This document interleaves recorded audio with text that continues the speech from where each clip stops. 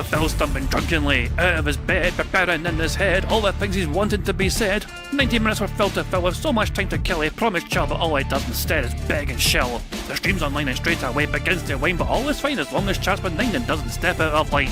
His content's sound mature for all to enjoy, like fresh manure, but I feel sure he ran through to feeling so insecure.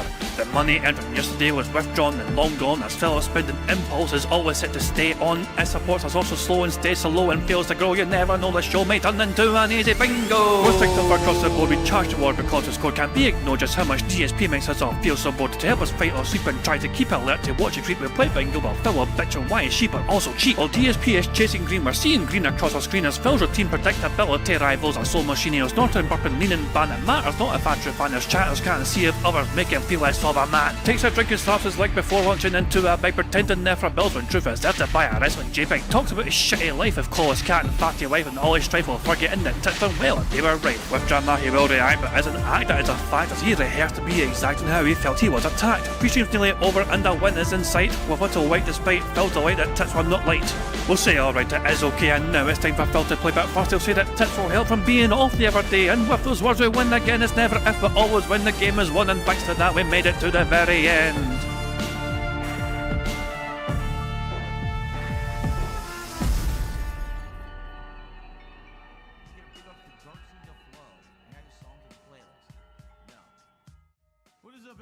Hey guys, King Jad here, and welcome to DSP Bingo for today, Monday the 4th of November 2024. Do hope you're all doing very well, indeed hope you're enjoying your day and your week so far. Robert, as you can see in his chat, blethering away, but he doesn't seem to be doing much else. You know, the stream's not live yet as far as I can tell. He's ignoring somebody asking about Street Fighter 6 things.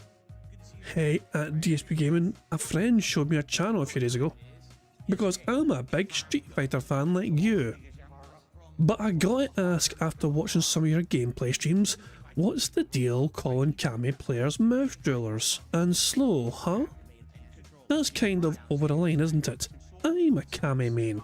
And Phil just gleefully ignored this fucking question because like, oh, Phil Bonnell has no good answer to this because he just gets his arse dominated by Kami mains all the time. That's why his fucking hatred for them is so strong, because he can't handle it, he can't cope. Let's put that little bitch on mute before we fucking go deaf from his crappy fucking music. But yeah, anyway guys, hope you're all doing very well indeed. Couple of things to go through first of all. Prophet had a little debunking video. Prophet made a 9-minute long debunking video debunking DSP Gaming, Darkside Phil's fear attempted setup. You might remember Phil during his marathon had an absolute disaster stream for that part, trying to fucking play the game Fear.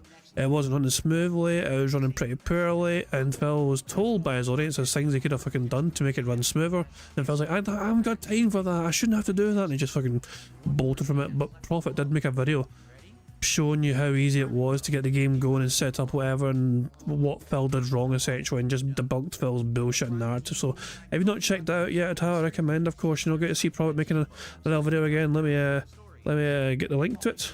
Let me get that link in there and then throw it in the chat and all that jazz. But yeah, good to see Prophet making videos again. He's new under the weather lately, you know what I mean? So it's good to see him producing some content again. You know, it's always good to get his debunking antics and methods and all that, you know. So there we go. If you don't checked out Prophet's video yet, by all means do so. A couple of wee things to go through on the good old Twitter stuff as well.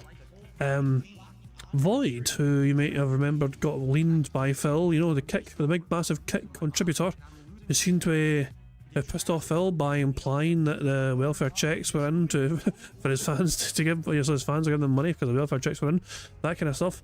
It went from, so this is funny, 19th of October 2024, Void was happy about fucking bragging about, you know, hey, this week in DSP Gaming, Joe streaming a mega win, over 4 grand collected, trolls rolled and detractors felted. You know, Void was super happy to be on board the Phil Bonnell felting process on the 19th of October. Fast forward to like a day ago. Just checked this morning and found that the Comedy DSP has 100% banned me from his kick channel. Well, at least the DMs and everything else, content creators feel free to contact me. Now I think this is a waste of fucking time, personally, because he's trying to fucking get money out of detractors for doing this. I will be releasing all the DMs once I get 10 subs. Waste of fucking time in my opinion. He's just doing his best to try and fleece a little bit of money out for fucking detractors, just to try and, you know, fucking maintain some sort of fucking relevancy or whatever. A waste of time. Nothing we've not seen before from these fucking whales. this overly generous whale was hoping their fucking contributions to Phil Burnell's channel would fucking mean that they could actually dictate and run things. We've seen that sort of fucking thing before, a long time ago. We've seen it several times, so this is nothing new. Void's situation is not anything unique whatsoever, and it's not really worth fucking buying into. Apparently there's a leak of him and Diddy DMs on Discord, but I mean, I'm not surprised. I'm not really surprised. I mean, it was on Diddy streams a few times anyway and all that as well. It's, yeah, it is what it is. Personally, I'm not interested. You know, I mean, if people want to fuck around with that kind of Void stuff, whatever they can, but I'm just going to ignore it because Void is nothing. You know, there is nothing interesting or unique there. There's something we've all seen this shit before, I think. You know, so there we go. This is a fantastic little spot here from Uni Rachel's on Twitter. Whoa Moses, whoa Moses. The reason DSP Gaming feels he works so hard is because he's literally writing out everything he wants to pretend is his opinion, and off the cuff in Notepad. Not even in Microsoft's Office, lol. You're a gaming YouTuber, bro. It's not that deep. Long form React ideas. When was it screenshotted? I don't understand when exactly the screenshot was grabbed. Also, it's a very enhanced, you know, zoom in. You know, I mean, I think at the time it must have been a thing where it's like, you know, the wee icons are shown at the bottom of the screen at the time when Phil was like going through things. And so yeah. But Phil Burnell looks like he's been kind of caught out. Like his entire podcast, the things he wants to talk about in streams, seems like it's scripted out for him. David says there's a website you can pull a text from an image. I mean, that websites will try and determine that, you know. When the name of this is long form React ideas, you know, and it can make it a wee bit to a certain degree, you know. But nah, it's just one of those things. So yeah, I just kind of thought I thought it was kind of fucking funny. I'm not sure. Obviously, I think this must have been from Shinko stream. I recognise his background. This is a Shinko stream background. So did Shinko pull up on his stream or something? I don't know. Maybe I done. But there we go. Phil had a big massive wall of text. To me, it's kind of funny for Phil to have that notepad fucking thing to keep himself right. You know, keep himself on script for the things he wants to go through in his fucking shitey, like, you know, podcast. Having bullet points is perfectly fine, but having the fucking words right there in big full massive paragraphs or whatever, Jesus Christ, like, it'd be different if it was like things like, you know, like what's a good fucking example? I mean, a good example of things like, you know, like a notepad file to have for bullet points, you know what I mean? Things to cover, you know, there's like 1, scheduled, and 2, how yesterday went, you know, things like that, you know, and 3, marathon ideas, you know. Things like that on the notepad file would be perfectly reasonable, you know what I mean? Just keep it short and brief or whatever, you know? But Phil's literally got like big massive walls of text on that notepad file just to, so, you know, so he can read off these fucking things like he's fucking thinking about it on the fly, on the cuff, you know, which is just kind of fucking cringe as fuck. But it is what it is. What else is there? Oh yeah, Phil Burnell. That being said, caught a tracker here from Phil. This was a screenshot from 2017, and this is Phil's opinion. Apparently, noticing Derek's public Young Girls playlist speaks more about you than the person that created the Young Girls playlist. This is Phil Burnell in 2017. So Phil Burnell is absolutely, definitely, 100% aware of the accusations writing to Derek. This has been Phil on Twitch at fucking time, for God's sake. Of course, but there's more evidence though. There's more evidence though. Clip here, yeah, mailbox share this clip here from August 18th, 2020. DSP was informed about Derek so many times way before Kino called him out, he knew. Zoop! Bye bye. This is the cost of war. Oh wow, you can go all the way up here. Nice. Digger saying just to me $4.20 that this game sucks. Man, love the stream though. Why is everyone linking me Derek's YouTube channel? I don't know what to tell you. I don't know why people are linking you Derek's YouTube channel. I don't think you should be talking about that publicly. Zoop! Bye bye. So there's nothing new. Like there's nothing new. Like Phil knew. This 20 cents. What was the thing? I didn't read the whole message. I love how Phil cherry picked his way through the message. He ignored the second half of the fucking contribution. And it has pedophile type shit. Playlist that say little girls pray. I'ma whoop his ass. Bro, Dickerson style on GD. Oh, so Phil absolutely, you know, Phil just pretend to, because you know I wasn't aware of the accusations or allegations, for God's sake. And Prophet says, but Dick has only been on the channel for 2 years according to Phil. Fuck off. For God's sake. One more wee thing, of course, is an update from TJ about the WWE Champion stuff. There is actually there's no fresh money update. He still has spent $1,605 on the dot, but he just wanted to show you where Phil is at now on the leaderboard. Phil is 6th on the leaderboard currently, but they're quite behind first place. Look at first place, massively out there in the lead, you know. But if Phil was lucky, he could get 4th. You know, that's because I'll say being 4th is like being 1st, as we all know when it comes to these kind of fucking things. But there you go. But yeah, there we go. Phil's is live, you can see, blah blah blah blah. You'll never guess, guys, you'll never guess. Phil Burnell has wage quit or rage quit Call of Duty Black Ops 6 campaign mode. He'd only gotten $20, and Phil Burnell was saying, you know what, this game is super boring and it sucks.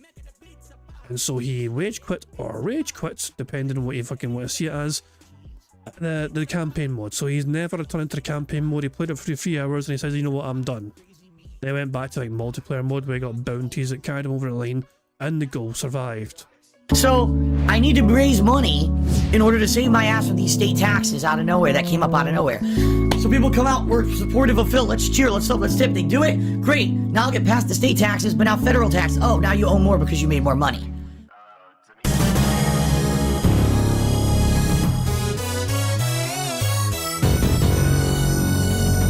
That is very important context. Profit, remember, it's not a tips goal anymore. No, it's an everything goal. And I believe it was, who was it that got the final figures up? You know, JGiano may have got the final figures up, I'm not entirely sure, for a night stream. Maybe it wasn't him. Who had the final figures up? Hold on a second.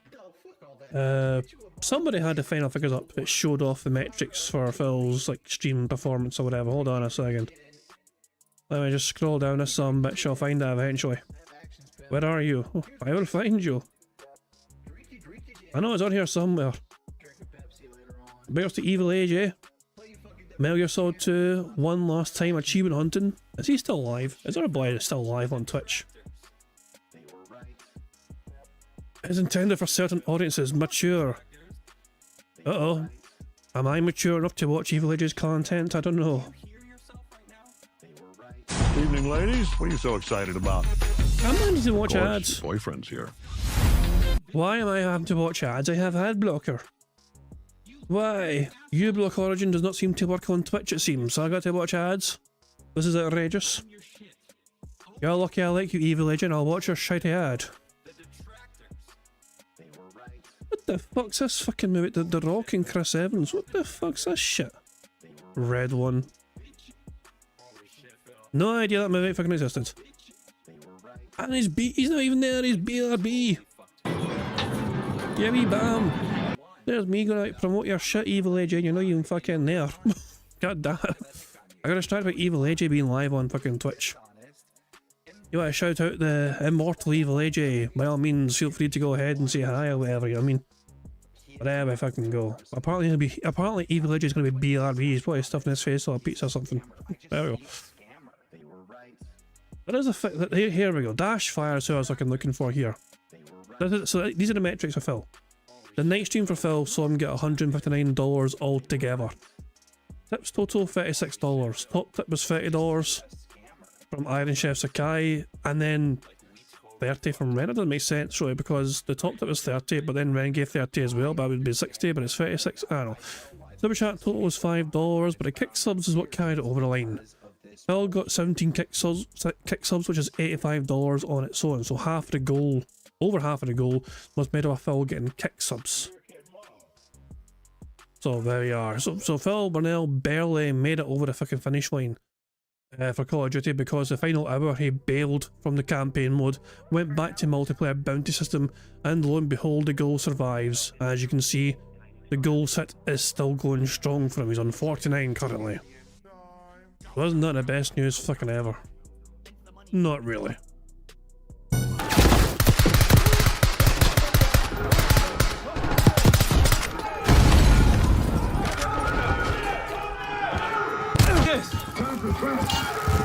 Who the hell is that?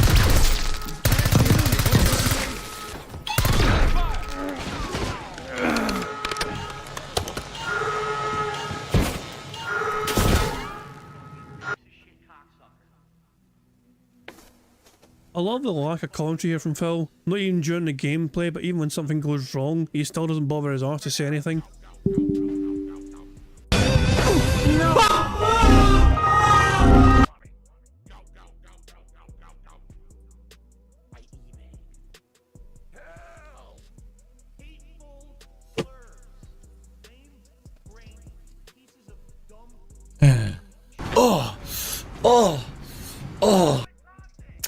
It's modern gaming.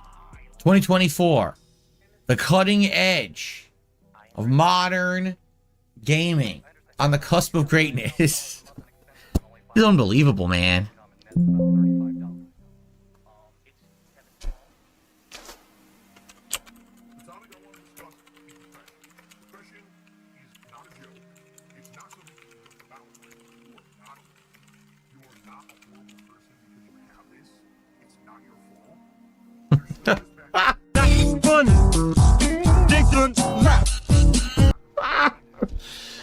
Oh my god. I don't know about this campaign, guys.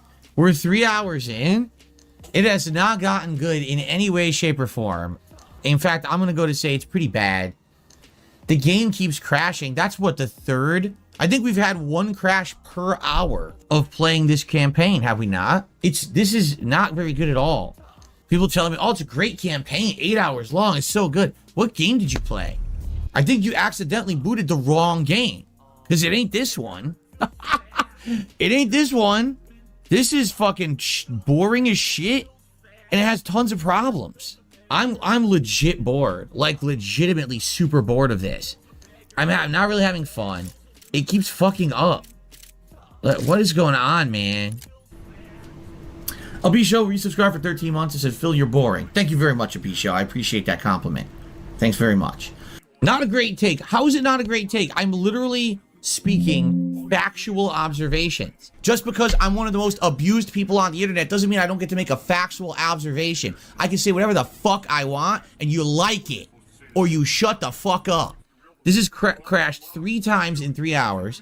Have we done a single thing? A single thing. Beg for subscribers and or donations in the campaign that's been interesting or fun. There was an intro that was kind of poorly executed. I love this, and this fucking video's been well put together, in my opinion. Oh, Phil's going live. Look at Phil going live. Isn't that wonderful? Yeah, let's fucking rewind him.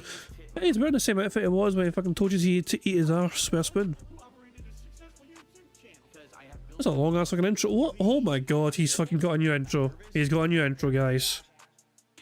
He's got a brand new little fucking Ready? intro. Here we go.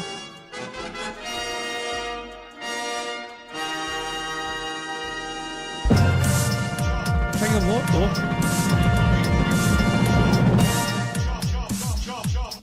King of what? Doesn't even fade out. Bloody hell. Same audio as well. Anyway, let's just put him on pause. We'll build up the speed up juice, you know, make sure it's on 1.5 as well. Yeah.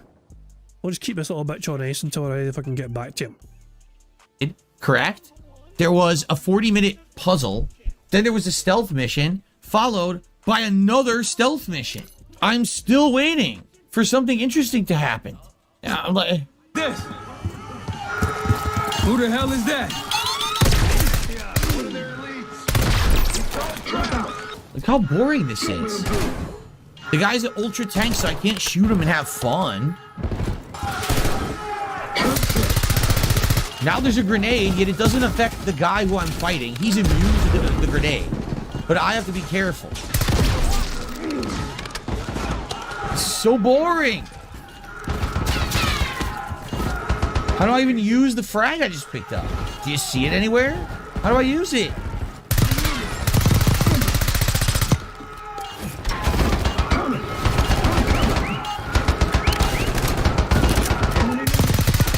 How can Phil take an exciting gameplay session? This looks like an interesting, exciting gameplay session. You try to fucking make your way through this fucking filled building full of bad guys or whatever, you know what I mean, to get to fucking the objective or whatever. And Phil can make this the most boring experience on the fucking planet.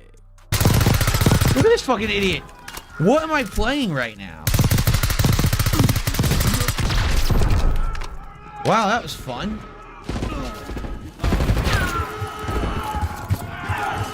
Shot. Hit him. One's hit.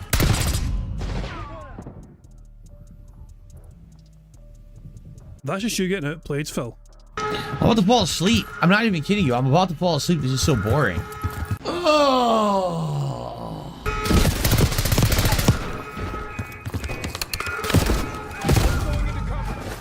Literally every room is full of generic, ultra boring fucking enemies. They just And they're so fucking much better than you, Phil. hacked every fucking room.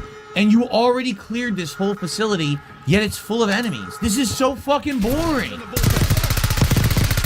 I feel like I've gone 15 years into the past to play an outdated game. Now a grenade perfectly lands at my feet. Every room has like 5 dudes in it. Look, you can shoot through the front wall. They're called windows, Phil. They're shooting through the windows. They fucking had line of sight on you, and so they shot you. Oh my god, so bad. Like, what was the point of me even clearing it earlier? Every fucking room is literally full of enemies. There's not even a single room where you can catch your breath, reload, get a new weapon. Why do I want to even do this?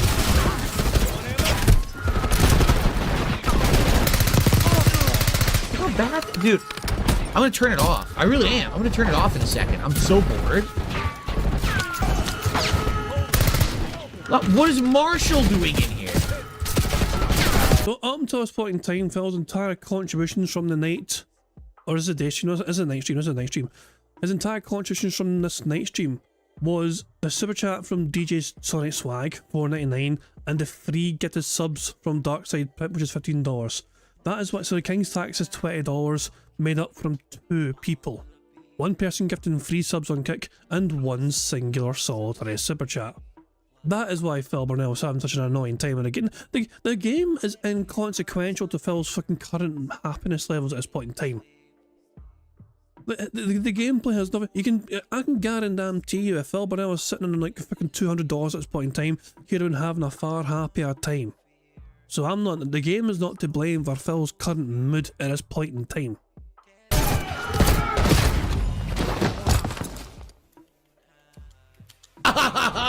He rage quit! He rage quit! Oh my god, he rage quit! Are you fucking serious? Oh my god. Alright, this is fucking great. I don't play this anymore. It literally sucks. I just want to play the fucking the multiplayer. This is so bad. I'm so bored. I can't. There's nothing going on in the story. It's incredibly fucking boring. Why am I even playing this? I literally just want to play the fucking online play. This is so bad. I'm trying hard, and you guys said you wanted me to play it. Dude, I can't do it anymore. In 2024, my time is valuable. I don't want to waste time on this shit. It's so fucking bad. Are you guys not bored watching this? I mean, strictly speaking, Phil, you're just fucking playing video games, so some people would fucking argue that it's all a waste of fucking time. You know? Like the content you create for your audience, which part of it's meaningful? What? So the content you've created this year, Phil, name one video you've done this year, Phil, which you think your audience are going to fucking look back on fondly and think, yeah, that was fantastic. I'm so glad Phil made this content for me.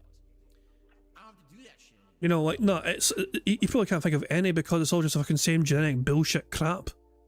You're gonna have to say that fucking begging during a fucking podcast, him fucking remind his audience to give him money so he can fucking stuff his fucking piggy face full of food. And then he's got to remind everyone that it'd be great to get all the fucking goals hit before the gameplay begins so he doesn't have to worry about the fucking goals while he's fucking playing the goddamn game. Oh, in this case, no, it's the React content today, remember, it's the React content. One of the very final React streams he's going to have for the entire... This is the penultimate React stream, everyone. After next Monday, the fucking React crap is fucking put on a shelf, never to be fucking seen from again. You know? So yeah, but he's got to remind his audience, guys, as usual, notoriously slow on a fucking React day, so please can you fucking make sure to give me fucking money so it's not as slow as usual. Okay, thanks, bye. It's so boring. Wouldn't you much rather see me go online and play against people and try to perform in a good competitive way instead of kill 5 zillion insane, repetitive, boring-ass enemies, every room filled with them to the brim, boring-ass, repetitive. It sounds like if you're shooting someone, it sounds like fucking pellets are hitting them. I mean, Phil, are you an expert on what bullets hitting fucking body sounds like? Exactly. You just woke up, you turned on the stream, you want to go back to sleep. I don't blame you. Me too. I'm so bored. So, fuck this. No, seriously. I think I'm done with this. I don't even see the point. What's the point of playing the fucking campaign of this game when it's this bad? It is so bad. I just don't think these campaigns are good anymore. You know, they were good ages ago. Remember the fucking Modern Warfare 1 and 2? The original Black Ops? That shit was good. This is just like so fucking uninspired at this point. And it's still, dude, it's Black Ops 6. 6 of these fucking Adlers still in it and shit. It's like, yeah, I think I want to do multiplayer. I'm done. I'm so bored. I gotta get the adrenaline flowing in my body again. I have to start caring and paying attention. I can't do that with this right now. It's too boring. I don't want to play it. Oh, undoubtedly the multiplayer is 10 times more fun than this. This is so bad. Again, it doesn't feel like there's even any effort put into it again. Like, I think they just fell out of fucking touch with what a campaign should be. The multiplayer I like. All right, fuck this. I think we're done with the campaign. And I'm sorry, guys, I tried. I mean, this is what, over 3 hours into it? Typically, a Call of Duty campaign is around 4 to 5 hours. So we would have been more than halfway done. But people are basically saying that this is like eight hours long. 8 hours of this? 8 hours of the most boring, stupid story, crappy stealth, shoot a bunch of fucking bullet sponge idiots, like 700 of them in each room. I feel like I'm playing like Killzone 2. Seriously. Or I feel like I'm playing like Resistance. Remember that fucking series? That's what I feel like I'm playing right now. I don't feel like there's anything to it. Like, why am I playing this? Who fucking cares? So I'm done with this bullshit. Really, like, this sucks. I'm just gonna go back to multiplayer. We're gonna have fun with multiplayer in this game, which is probably what I should have focused on to begin with. At least now this will free up some of my schedule to not have to worry about balancing this fucking story with multiplayer. Because this sucks ass. Really. You also notice people are way more engaged and having more fun when I'm doing the multiplayer. Like, you notice how tonight people were like, you know, kind of getting bored. I agree with you. There's nothing fun about that campaign at all. It's like, oh shit, we got to do a campaign. What are we going to do? So I got to pee. So give me a second to go pee. And guys, I'm going to be playing for about an hour. All right. Please support the stream. Let's have the goal continue. Let's definitely not make the goal end tonight because the campaign was boring as dirt. Okay. Remember, when he hits the goals, it's because people fucking love him, and it's nothing to do with the things he's fucking saying or doing or whatever or playing. But when it fails, oh, then it's fucking to do with the fucking gameplay or whatever. Oh, it's a bad game. The streak must continue. I'll be right back. I gotta pee. Honey. Hey, it's this day, these tips, it is this. Shut the fuck up. I'm trying to ruin the stream for everyone. Classic, I'll cut their 10 things off there we fucking go. Which is another classic. That was a banger edit from Memology. I must say, banger edit as usual from Memology. You guys want to check out, by all means go ahead and check out if you want to check that out. Now, I guess we really should get playing some bingo, shall we?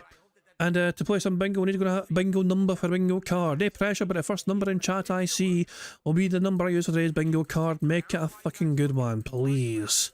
We need a fucking bingo victory. We've had no full houses yet so far for the month of November, although to be fair, this is only our third attempt.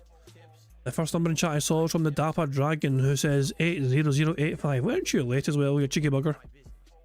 He just fucking strolls in late as fuck to the fucking stream and says, okay, by the way, here's my number. Shocking stuff indeed, but there we go. Thank you, Dapper Dragon, for helping us pick this bingo card. It took a wee while to show there because of the big number, but there we are. The bingo card is now loaded.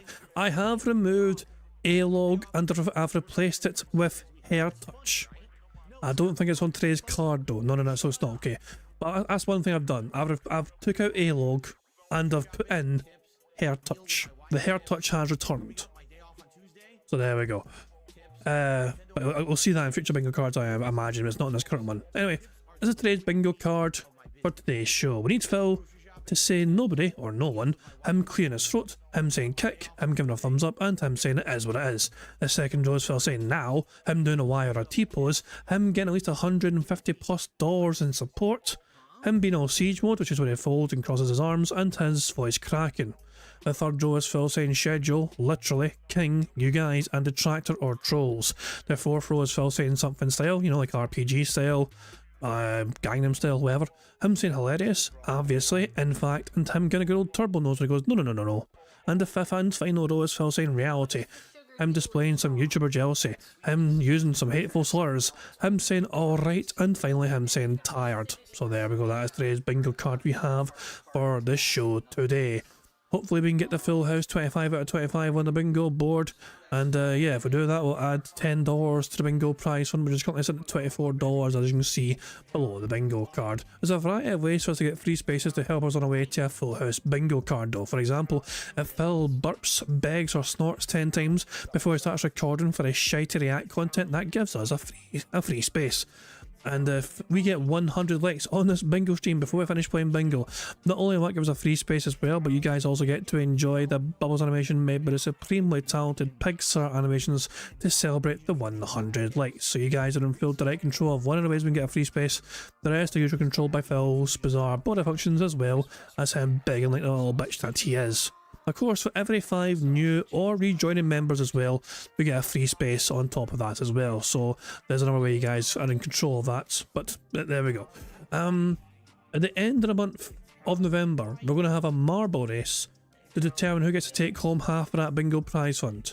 So if you want to have a chance of winning half of that bingo prize fund at the end of the month, you got to make sure you let a comment in the community post, which is linked in the description of his live stream. I think I've covered all the bases. The only thing left me to do is just to press the random Scottish soundboard to send us off into battle once more. I mean, it's terrible. All these hands are all over the place. You're like a sweaty octopus trying to unhook a bra. Okay, now if I can go. On that note, it's time bingo. Good luck everybody, here we fucking go. Brace yourselves. Well, folks, you know the saying, if anything can go wrong, it will go wrong. Like, today's definitely that day for me. I sit here soaked from my seltzer water in my hand. I've been having issues with my lighting. I've been trying to get my microphone to work better. I've been doing a million things. It's just a big mess. There's 1 million. I don't think we have a million on the bingo card, do we? No, I don't. I'll tell you what. If Phil says million 6 times, we get a free space and I'll play the short. But he has to say either that or he has to say the word 6 million. So we either get Phil to say million 6 times or he says literally the number 6 million. That happens, we get a free space and I'll play the short. Even though it's not a part of the card, it's a good way to fucking get it happening. So there's 1 million down so far. What a start to the day. The mic settings might sound weird today. In fact, it looks like they are already. They're messed up. So I'm gonna have to tweak them. I've been trying to improve the audio setup because recently people have been telling me that there's issue where the microphone... Oh my god, what's up? Thank you very much, Ricardo, for the super chat. It says the Easy E outfit giving me PTSD of spoons. Exactly, that's what I thought as well. Fucking watch out, fucking King Be Cruel. That's what I was fucking thinking myself. I've been trying to improve the audio setup because recently people have been telling me that there's issue where the microphone is blocking out a lot of sounds. Like, I'll be in the middle of a sentence and all of a sudden the microphone will just like quiet and it cuts me off. So I said, oh, I'll change the mic settings with the filters and the noise gate and everything. And I've been messing with this now for 2 different streams and I can't seem to get it right because I'm not an audio guy. You know what I mean? Like, I'm just trying. I'm not an audio guy either, Phil, but you know what I fucking did? I looked up tutorials to fucking help guide me into the things I should fucking look out for and test. And I used these expert tutorials essentially to fucking help me fine-tune my audio settings as best as possible. It's like, this is... Oh my god, it hurts, it hurts. His inability to do anything for himself, for his business, is actually impressive. It is impressive how little a shit he gives for what he apparently cares about, his fucking craft, his livelihood. But he just has no fucking hunger or desire whatsoever to put in the fucking effort to try and learn more about it. Trying to learn this stuff on the fly, and I don't really know what the heck I'm doing. So we'll see today. Maybe on the podcast we can tweak this together a little bit. In addition, on today's show, we'll be talking about Life is Strange Double Exposure, which I played yesterday for the first time and have some thoughts on. I'll have a little bit of follow-up on some of the topics we're talking about this week. The election is right around the corner, so we'll gab a little bit about that. And more, of course, today is React Day. But it's the next to last ever React Day. So we'll talk about that too. All this and more on today's completely soaking wet episode of the Level 1 Podcast. And we can fast forward past this shite intro. Is it a long intro? It's a long intro. So he can fucking dry off because he's a fucking dumbass piece of shit who doesn't know how to fucking handle a seltzer bottle. Yeah, so I'm soaking wet. I'm trying to clean up here. I don't even have the chat open on YouTube. Today's just, again, it's one of those days, everything possible compiling and going wrong on top of itself. So if you could bear with me here for a second, welcome to the show. Today is Monday the 4th of November, 2024. I'm DSP, of course, and I hope that you guys are ready to chill and have a good day. Today's React Day. What that means is no gameplay. Now, here's the thing.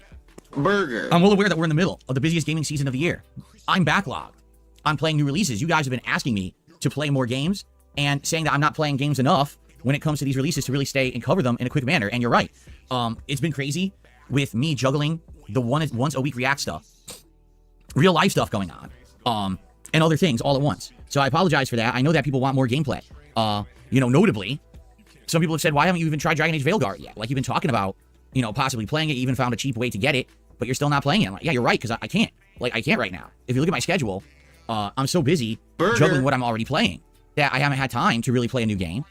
And then on top of that, some people are like, well, if you're going to go back to the stuff that you started and didn't finish and this and that, I don't know what to tell you. And here's the thing.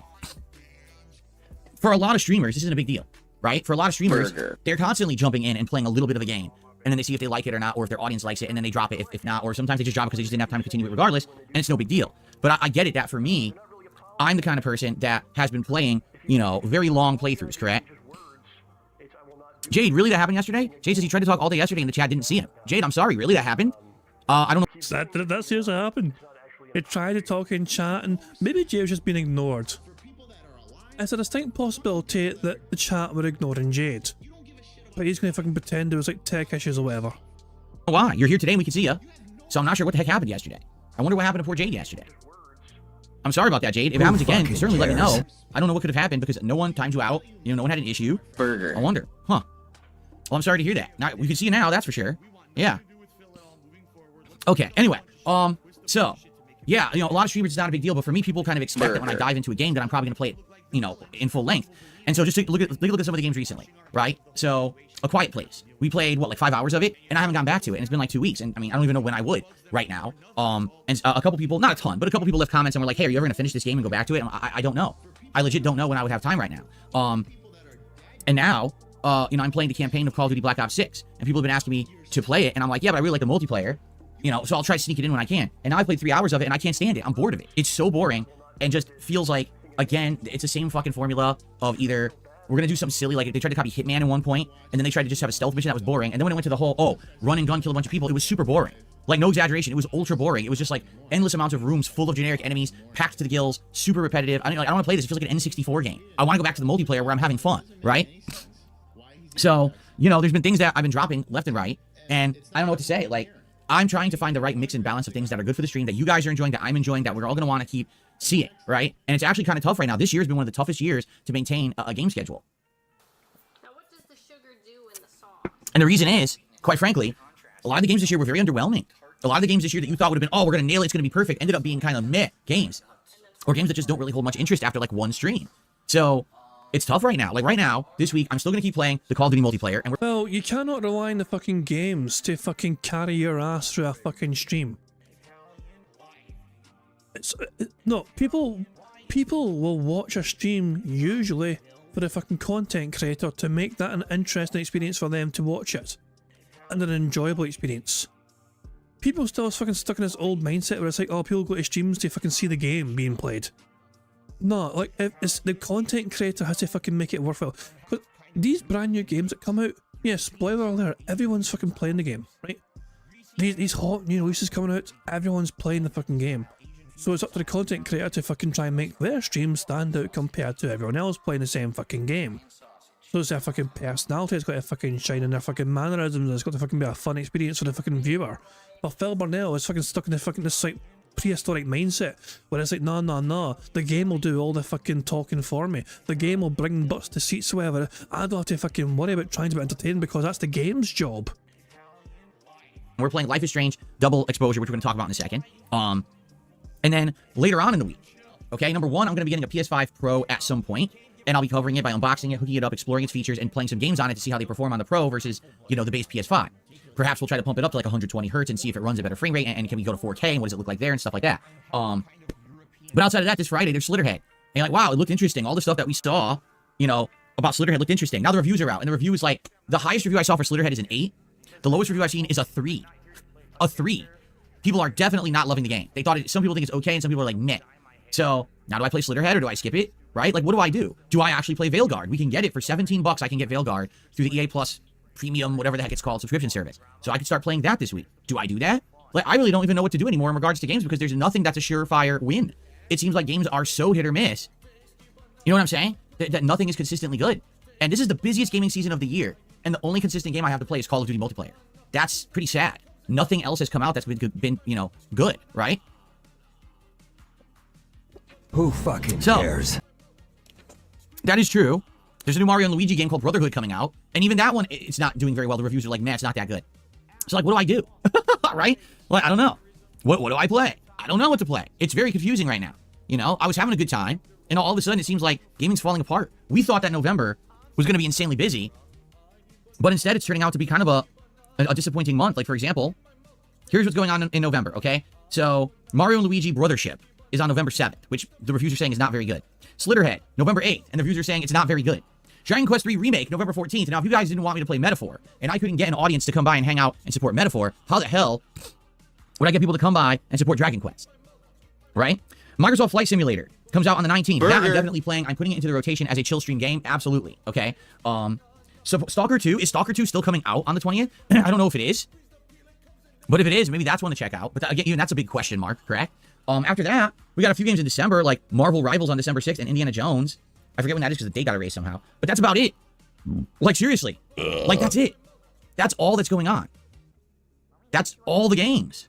Like, what the heck? Really? Yeah, that's literally it. So I don't even know what to say. Like, for the end of the year, we're going to really have to figure out what we want to do and think. No, Phil. You have to figure out what you're going to do. Fuck this wee shit. No, you have to figure it out. This is your fucking channel. This is your show. This is your entire fucking thing to decide. Why should the audience fucking face the burden of trying to fucking carry your fucking arse and fucking run your channel for you?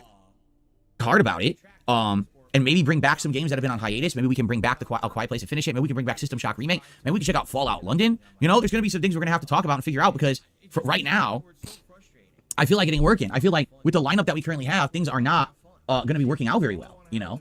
So by the way, that's just what I'm talking about in regards to current gaming lineup. Now, what I'd like to talk about right now is this microphone, because this thing's driving me nuts, all right? I want to test something, all right? So first of all, I'm going to clap. Ready? So what just happened when I clapped? Was it smooth? Could you hear it the entire time? Or did it get too loud? Seriously? This is... Phil, this is something you fucking do off stream. You test this shit outside of the... Oh my god. Oh my fucking god. This is so much pain. Why is he absolutely incapable of doing this shit off stream? This is not the audience's fucking problem. Or did it break up? Like, what happened? I need to get this microphone fixed. I do, because it's really driving me bonkers now. Casanova says it was inconsistent, but Super Bonchan says it was fine. Well, it's certainly pretty fucking smooth, you know? Like, if you go back to it, you know, it's like, you can tell he's clapping, you can tell he's like applauding or whatever, but it doesn't seem to be picking up clearly. And I don't know if he's aiming for that. All right? I want to test something, all right? So first of all, I'm going to clap. Ready? So what just happened when I clapped? Was it smooth? Could you hear it the entire time? Yes, we could. Who fucking cares? You see? All I want to do is get you guys the best experience on stream, and I just can't Clean as a whistle. 90% of the time it sounded fine. Sometimes it broke up. Okay. It did sound fine? All right. I'm trying to figure out with these stupid filters what to do with them because they're really driving me bonkers. Like, I messed with the noise gate last night, but I think I screwed it up, and I don't think it's working right anymore. This is absolutely. I'm losing my goddamn tiny mind in this fucking bullshit. I'll tell you that. Hang on, give me a second. Give me a second to find the fucking kind of videos. Let me see if I can find the video I used to try and help fucking get my sound levels all right. YouTube. So hold on.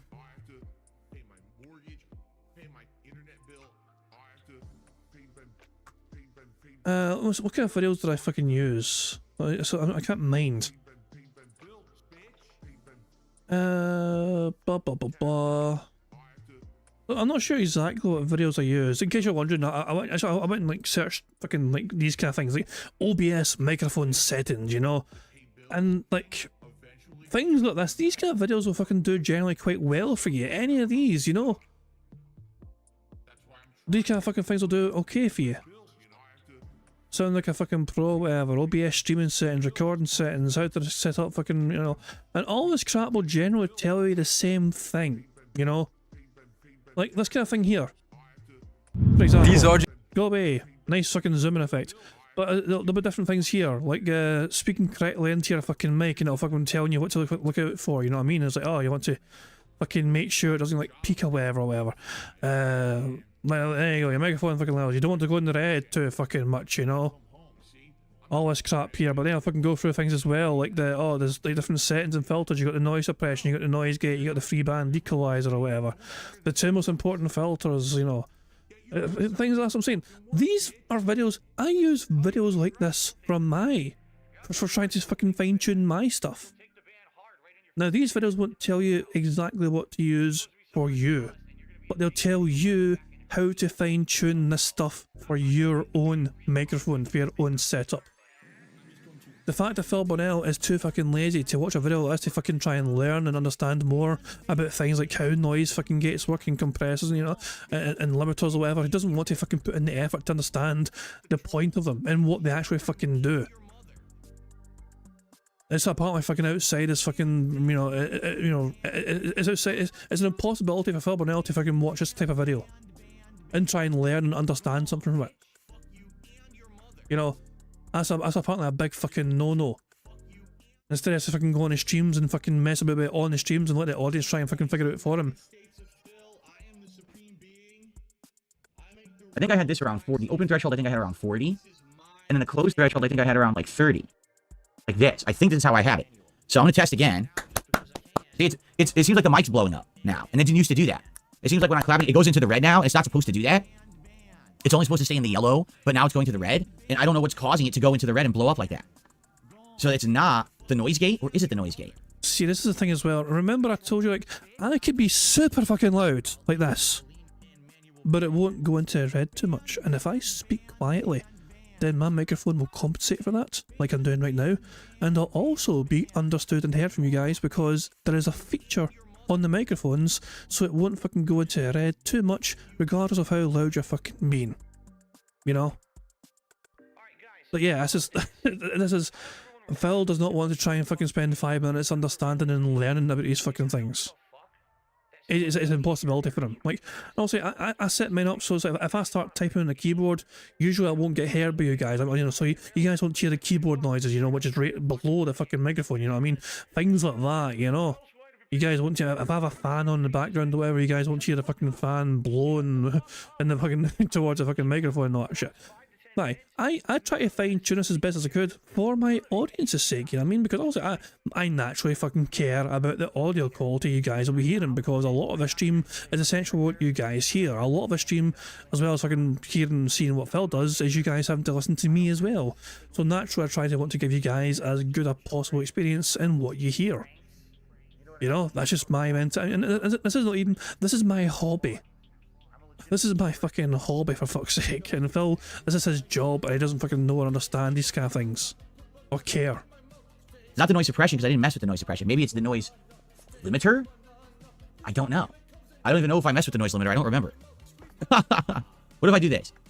Okay, so now I did that. Is it in the red? Now you see now it's less in the red. It's slightly in the red, but less in the red because I messed with the threshold of the noise limiter. If I go a little further, now it's only in yellow and it's never going to red. So now if I clap, it's staying in the yellow consistently and not going to the red. How's that? Is that sounding any better? Because that was the noise limiter and it looks like it's keeping my levels in yellow, which is what you want, I guess. Okay. I also am employing now a compressor. And what the compressor is supposed to do, okay, it's supposed to make it so that when a sound is really low, it makes it equal sound. And when it sounds really loud, it makes it equal sound. So nothing gets blown out. And nothing is like too... So let's try this. Ready? So now I'm whispering. And because of the compressor, you should be able to hear me.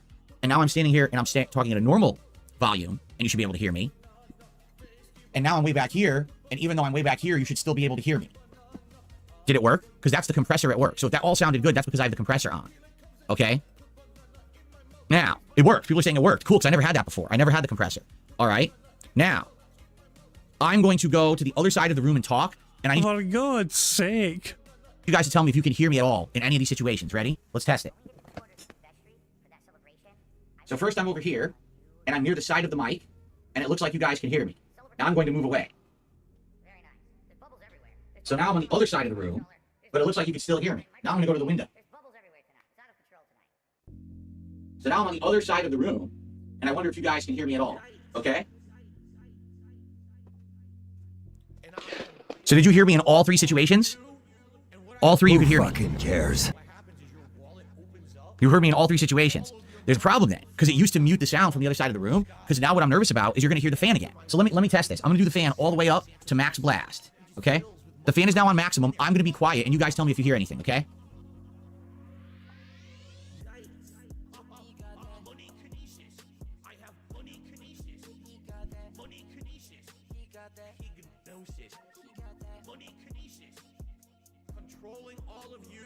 Okay, you guys don't hear anything? All right, so that's good.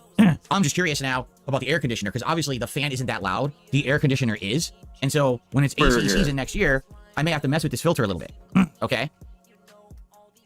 Okay. By the way, if you're wondering what's up with the lighting, so it's extremely windy outside today, and the wind is pushing the curtains all over the place, so I got to go fix them. But this is what I mean today. If anything can go wrong, it is going wrong today. I was having issues with my lighting, which I'm going to tell you about. Like, today's just like technical issues out the butt. All right? Let me go fix the curtains. Let's do some shout outs. And then I'll tell you about my other issues that I was having. Okay? Okay. At time almost big.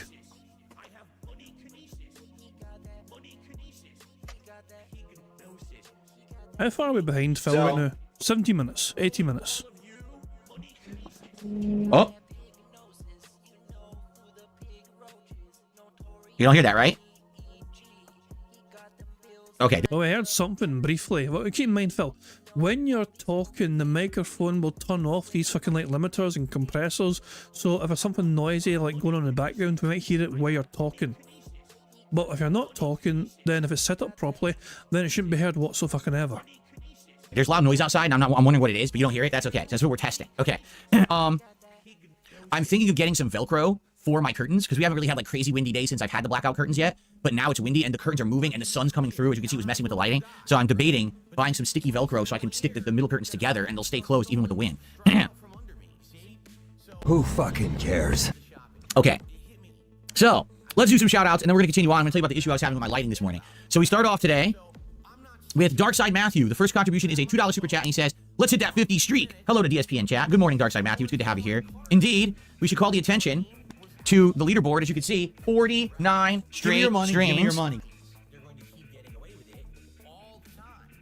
of crushing the goals and thwarting the trolls, right? Once again. Burger. So thank you for that. Remember, the new goal, which we talked about yesterday, there's an awesome Japanese restaurant. It's called like Shakudo, and it is going to have unique Japanese cuisine, including yakisoba skewers, unique rice dishes, desserts, and more. And if we hit the goal by the end of the week, which would be 56, okay, we're going to order a bunch of interesting food from there and try it on a live DSP Tries It this Friday, okay?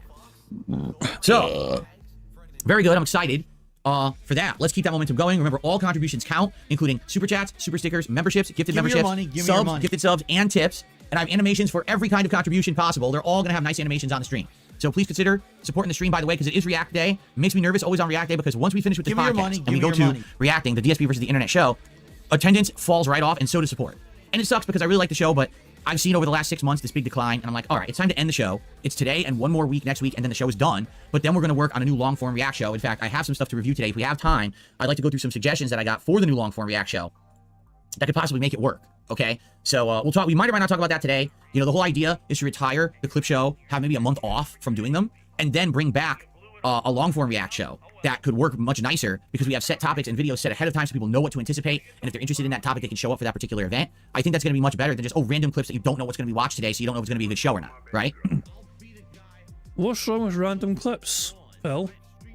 Like, before the fucking podcast began, I was treated to a random clip because randomly I had this fucking thing show up in my feed. Fucking Dan Bull retweeting this fucking thing. Why isn't your music more compelling than this? What the I mean, what the fuck was this? So, like, randomness. Like, sometimes it's good to have randomness. You want fucking random? Check this shit out.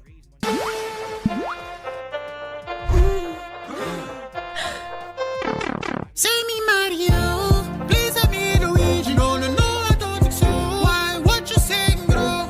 That she's a Luigi. Why you wanna slip it? She be creeping on the low. Who said this? Everybody knows.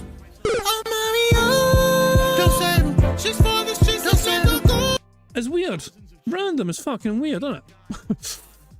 What I'm saying, like, I didn't expect to fucking see that shit. Didn't expect to fucking see that shit before fucking, you know, starting my fucking, like, my stream layout on. I was like, what the fuck is that shit, you know? I'm not saying it's fucking good, but it's certainly random, you know what I mean? You don't fucking expect to see this random shit.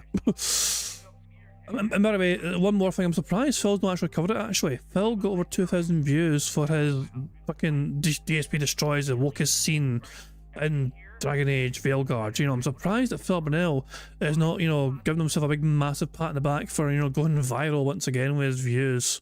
You know? Good. Jesus.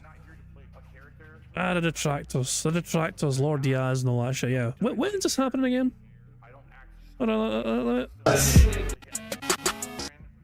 When's this happening? The 10-year anniversary? Why is... Lord Diaz, why is there no date given for this event? Kind of hard to plug your event that you're competing in when you don't have a fucking date for it. We know it's happening in fucking Hollywood. But where's the date for it? November 9th, to be fair. November 9th, there we go. So it's not in the video, but it's in the tweet. Saturday, November 9th. Jesus Christ, man. So this coming Saturday, Lord Diaz, one half of the Detractors tag team, will be taking part in a triple threat tag team match. Sexy and Blessed versus the Hustlers versus the Detractors. So there we go. If you're in Hollywood for it, you know. If you want to watch a wrestling event in Hollywood this coming Saturday, you know, there's no DSP on Saturday, remember, you know what I mean? You want something else instead, you're in the area in Hollywood and fucking go for it. Keep an eye on Lord Diaz's channel, whatever, and to try and find out some more information about that. Anyway, let's get back to the bingo, shall we? So, that's coming up. Please support the stream. We have Casanova, 41 months as a member. Give me your money. Popping their membership notification this morning. Thank you, Casanova, for that. Game Ticker just did a €2 super chat. Now, actually, the euro is slightly stronger valued than the dollar. So Game Ticker technically will now be the top super chatter of the day. And Game Ticker says, what's more important, gameplay or game story? It depends on the genre of game. Honestly, because there's sometimes that you've played games and the gameplay is repetitive and not that interesting, but the story's so good you want to keep playing. There's sometimes there's a game that the gameplay is an awesome gameplay loop that hooks you and keeps you and wants you to keep playing because of progression or because of something in it that's really fun, but the game doesn't really have a story. I can give you a couple examples of that, right? Any turn-based RPG, sometimes you can argue the gameplay starts off good but ends up being repetitive and grindy, but man, the story's so good you want to keep going. As opposed to Call of Duty, where the story, who gives a crap what the story of Black Ops 6 is? No one's playing the online multiplayer of Call of Duty for the story. They're playing to unlock new weapons, unlock new perks, new loadouts, get kill streaks, get score streaks, get epic kill-death ratios, right? So there you go.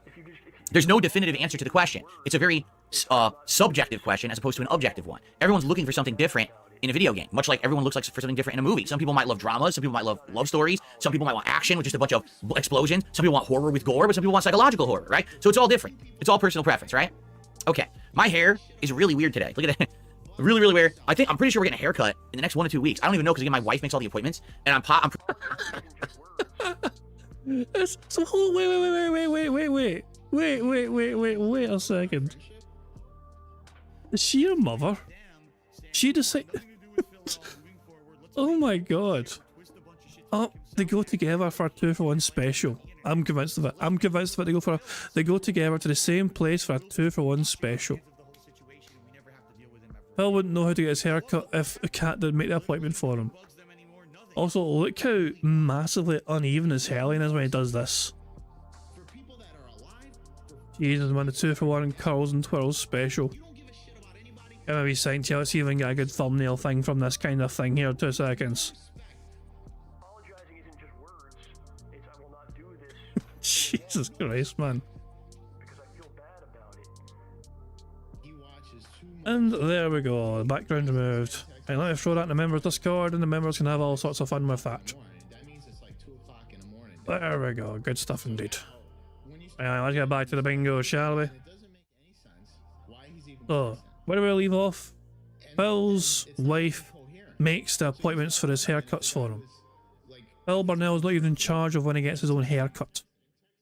Pretty positive she said it's around middle of November we're getting haircuts. I hope so, because my hair, as you can see, is grown real long now, and I definitely need a trim.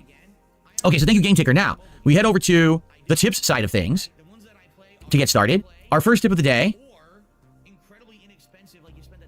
is a $1 tip, and someone says, I heard that you're going to play Stellar Blade now. Very exciting. Yes, you're right, because all the games of the fall seem to be underwhelming or not very good. We're going to drop everything to do a full-on playthrough of Stellar Blade. Of course we are. I also heard that you're the one who started that rumor. Okay. I received a $25 tip from Perry the White, who says, Morning, Phil. The new Kingly intro is amazing. Yeah, you saw the new version? That's from Halloween. Pretty dope, no? The new Kingly intro is amazing, apparently. Burger. 5 in a row. That's concerning. Let me hear that one more time from Perry the White. Okay, I received a $25 tip from Perry the White, who says, Morning, Phil. The new Kingly intro is amazing. Yeah, you saw the new version? That's from Halloween. Pretty dope, no? Pretty dope. Nope. I love it. So thank you to the person who made and submitted it. And thank you all for supporting the content. I need to add the word dope to the bingo card. I really do. Phil uses it way too fucking much now to try and fucking be ultra cool and hip and relevant. Dope, yo. There's one thing that I would like that I don't have yet, and I would like to request it. Allow the king to make a formal request this morning. Give me your money. I would like some kind of promotional artwork for my streams on Kick, because I don't have anything. But Phil, pay for it then. Burger. You want artwork for something, you fucking commission someone to make artwork for you and tell them what it's for. Right now, everything just says Phil's on YouTube, right? And I would like some stuff that says that Phil is streaming on Kick to help promote that. I don't, anything. I could put it on Twitter. I could put it on, my YouTube page. I could put it in the pre-roll stuff. I want people to know that I'm co-streaming now. Like a piece of art that says Phil co-streaming on YouTube and Kick. That would be awesome, right? So if anyone's interested in doing that and taking a stab at it, that would be great. And of course, you can email me or you can DM me on Twitter, whatever you'd like to do. My email is darksidephil@hotmail.com, okay? Okay. Cool. You mainly already said I can work on something tonight. Sounds good. Yeah, I mean, seriously, just to have something, because I've been out streaming on Kick for almost a month, actually. I think it's almost, we're going to hit the month anniversary this weekend, if I remember correctly. And I don't have anything that says that I'm even on there besides me posting on social media. You see my hair is like long right here for some reason? Like I have a lot of hair right here. Right, only here. Cares? What is that? I have a big bump of just hair like right here in the middle of my head. It's bizarre. What is going on? Why do I have so much hair right there? It's bothering me. I'm just going to ignore it. I don't care. I'm going to ignore it or else it's going to bother me all day. Let's continue. I received a $2 tip. If you're looking for a game to play Stellar Blade. Wow, this person is very stubborn. I mean, if anything, you got to admire. You have to admire their dedication to this cause to get me to play Stellar Blade, because they know I'm never playing it. Like, they know that. I received a $1.52 tip, and someone says, I've been a fan since 2011. I noticed recently you seem to be making default judgments based off of review sites. You told us to ignore them. Back in the day, I used to go to DSP Gaming for unbiased takes. It seems you read reviews these days and stop clapping. It sounds suspicious with the mic settings. Reminds me of the incident. What? What fucking... Oh my god. Okay, that was... Any... To me, that comes across as like a troll tip. But that's incredible bait. First of all, it's a great fucking point. Phil Burnell is constantly fucking telling people you cannot fucking trust these fucking video game reviewer websites, whatever, because they're all in cahoots with the fucking big companies, whatever. They get early access to games or whatever, and they're fucking all paid shells and all that shit. But here is Phil Burnell dictating his entire schedule based on what these very same companies are saying about the games he was thinking about playing. So that's an excellent fucking point, and it shows Phil's fucking hypocrisy when he fucking tells his audience, please, ignore what they're all saying. You can only trust what people like me say. But here's Phil Burnell and his entire schedule and future games, what he plays, what he won't play, determined by the same people he's telling his audience not to trust. Wait, what? Hold up. Me doing this. Clapping, applauding, visibly on camera. The sound, Phil. remind you of the incident. That they've been watching me and they've been following me and they've been watching my life evolve and how I become a better person, you know? Wait a minute, here it is.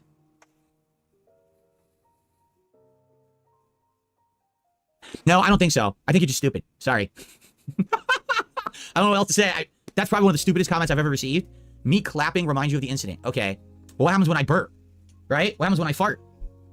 Anyway, thanks for the $1 tip. Oh, let's continue. What about the rest of the fucking point they made, Phil? Continue. I received a $10 tip. Oh, really? Lady Charisma has tipped $10 and has something significant to say about Dragon Age Veilguard. Now, this is interesting. Okay. Who I want to hear fucking this cares? tape.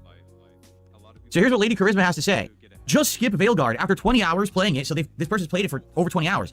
It's a poorly made safe plot. It's like they had lawyers and HR write this thing. A lot of folks just write off the game as woke, which has lost a lot of meaning in this climate. As an extremely progressive person, this feels like a game made purposely being so as bad just to like mock people. It's a plant designed to make us look bad rather than an appeal to us. No person would think this is good unless they're posturing. This is a prime example of poor writing. While games like Baldur's Gate 3, Metaphor, and Cyberpunk of all games, even Inquisition landed real-world subjects with more respect than Veilguard does. It treats you like a child who doesn't even know how to tie their shoes. What really sucks is, this game runs perfectly, but the gameplay is boring and it's wasted. Wow. From a person who is progressive, right? Who doesn't mind having those themes in the game, says the themes are done poorly, which is exactly what I said on the stream yesterday after viewing the oops, I used the wrong pronoun scene, which everyone says is the worst scene in the game, right? Which, by the way, I should say, my takes on that yesterday are doing well. I told you he would fucking pat himself in the back. What did I tell you? Oh, the whole point. So Phil makes these things not because he cares about the fucking subject, but to try and get views. Do you think Phil honestly fucking cares about how fucking woke Dragon Age Veilguard is? No. But he will care about trying to get some sort of clickbait fucking video to try and get views and traction. The first video that watches the scene back has over 2,000 views. The other video after the fact, that was kind of the second half of the argument, has about 1,000 views, and they're climbing on the channel. Keep in mind, they haven't even been live for like 12 hours yet. So people are definitely enjoying me calling out this nonsensical game development and these games that people are releasing that are just, you know, so poorly done. I mean, that was my point. My point was, if these themes were done in context of the game that made sense, in a way that actually handled them well, I don't think anyone would care. But they're so laughably, jokingly handled to the point where it's like they had a football and they just bumbled it and fumbled it so many times, it bounced all over the place, like it's covered in grease, they just can't grab it. It's right there, but it's just slipping all over the place, all over, and it's just a comedic failures, right? Comedy of errors. Well, that was a very distracting fucking bit of the sunlight in the fucking windows and the curtains doing what they fucking did to Phil there. That was very distracting. It's like they had a football and they just bumbled it and fumbled it so many times, it bounced all over the place, like it's covered in grease, they just can't grab it. It's right there, but it's just slipping. This is what Phil's like. So when sunlight hits Phil Burnell, this is what happens to him. No, natural sunlight, get it off me! And the fucking arms fail like fucking crazy. Yeah, Phil Burnell does not do well in natural sunlight. He freaks the fuck out and he tries to fucking seek the shadows as fast as humanly fucking possible. Natural sunlight does not do well for him and his little toxic skin. It and fumbled it so many times, it bounced all over the place, like it's covered in grease, they just can't grab it. It's right there, but it's just slipping all over the place, all over, and it's just a comedic failures, right? Comedy of errors. So anyway, yeah, that's sad. You know, this sucks because, I mean, Dragon Age, if you remember, back in the day, you guys, I say you guys, but how many of you really were watching me over a decade ago? I don't know. But back in the day, okay, I had not known what Dragon Age was. You guys convinced me to play Dragon Age 2. So I played Dragon Age 2, and I liked it. I definitely think the game had some issues and parts that were way too difficult, but I did enjoy it for what it was. And then after Dragon Age 2, you convinced me to play Dragon Age Origins, so I did. And that game, you could tell was not designed for consoles, right? But the tone of the first two Dragon Age games is this dark fantasy, you know, lots of gore, and then every once in a while, they would throw in like a romance or something like that, right? And it was fine because the way it was in there was like, okay, we're alleviating the heavy dark tones of this game with something lighthearted, or you know what I'm saying? It kind of made sense to do it that way.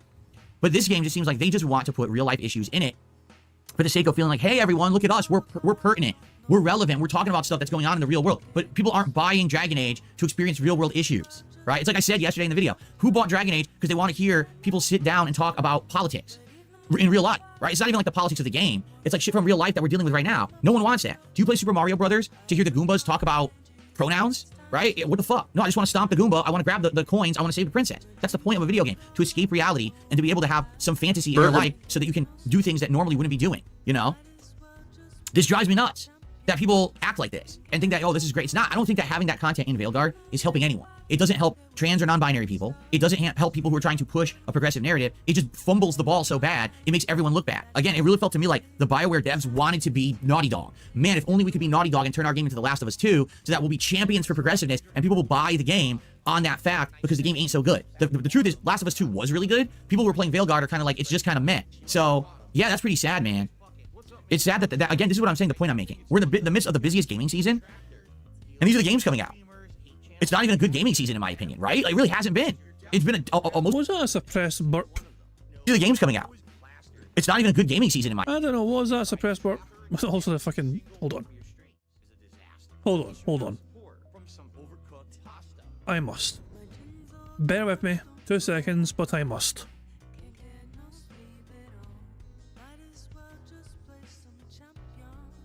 Get okay, and get that there. We go here, and wrong one. There we go. We go here. Ah, it's gonna be weird. Hold on a second. We can fix this. Let's make the brush a wee bit smaller. We'll delete this a little bit here. And we can delete this bit here, hopefully. And hopefully that'll make sense to this thing. There we go. Tell you what as well, can we delete this wee thing back here? A wee bit there. There we go, that actually worked it quite well. It's kind of rare, the website fucking knows what you're doing. So there we go. Let me throw that in the member. Oh, for God's sake. Speaking of the members Discord. So, for full clarity, my original image was this. Okay? This was the original image, okay? This was what it was. This is what I put in the member Discord, okay? Tacozilla decided to have some fun with this and give Phil Burnell the biggest forehead in the whole world. The mighty forehead. I love the fact it's actually not a huge edit. It's a very small, minor edit. And yet it does so much to Phil's big, massive forehead. Oh my god. I thought Tacozilla had done a whole lot more there. But no, it's a slightest little tweak. There's just a wee small bit there, a bit of landscaping right there, that's it. Jesus. There is more though. Case decided. There's a good one here. United States Tax Court. Phil Burnell not very happy to be outside of that. And then Tacozilla had another go and went for the cone head approach. Interesting approach there. The cone head approach. Anyway, let's get back to the bingo, shall we? The midst of the busiest gaming season, and these are the games coming out. It's not even a good gaming season, in my opinion, right? It really hasn't been. It's been a mostly dead year. There's just not a lot going on. It's just very disappointing this year with the games that are coming out. It's like, man, just struggling to maintain a bunch of games that you even want to play long term. It sucks. And what really sucks is I wanted to play Metaphor and no one wanted it. Like, I wanted Metaphor. I knew the game would be good. It seemed way better than Persona, and I couldn't get an audience for it, right? Who fucking cares? Okay, Hank, thanks for a $5 super chat. It says, big budget Hollywood biopic of your life. Who directs and who plays me? Spike Lee directs and Danny DeVito plays me. It's the only way to go. Then it would definitely hit the spot and be authentic. You got to go with that awesome combination. So thank you, Hank. That's now the biggest super chat of the day. Sonic My Shadow just did a $5 super chat. It says, I know you'll love Sonic. I know you love Silent Hill 2 Remake. Do you rate the game higher now that your theory is confirmed? Yeah, for those who don't know, I mean, this is a spoiler, but not really.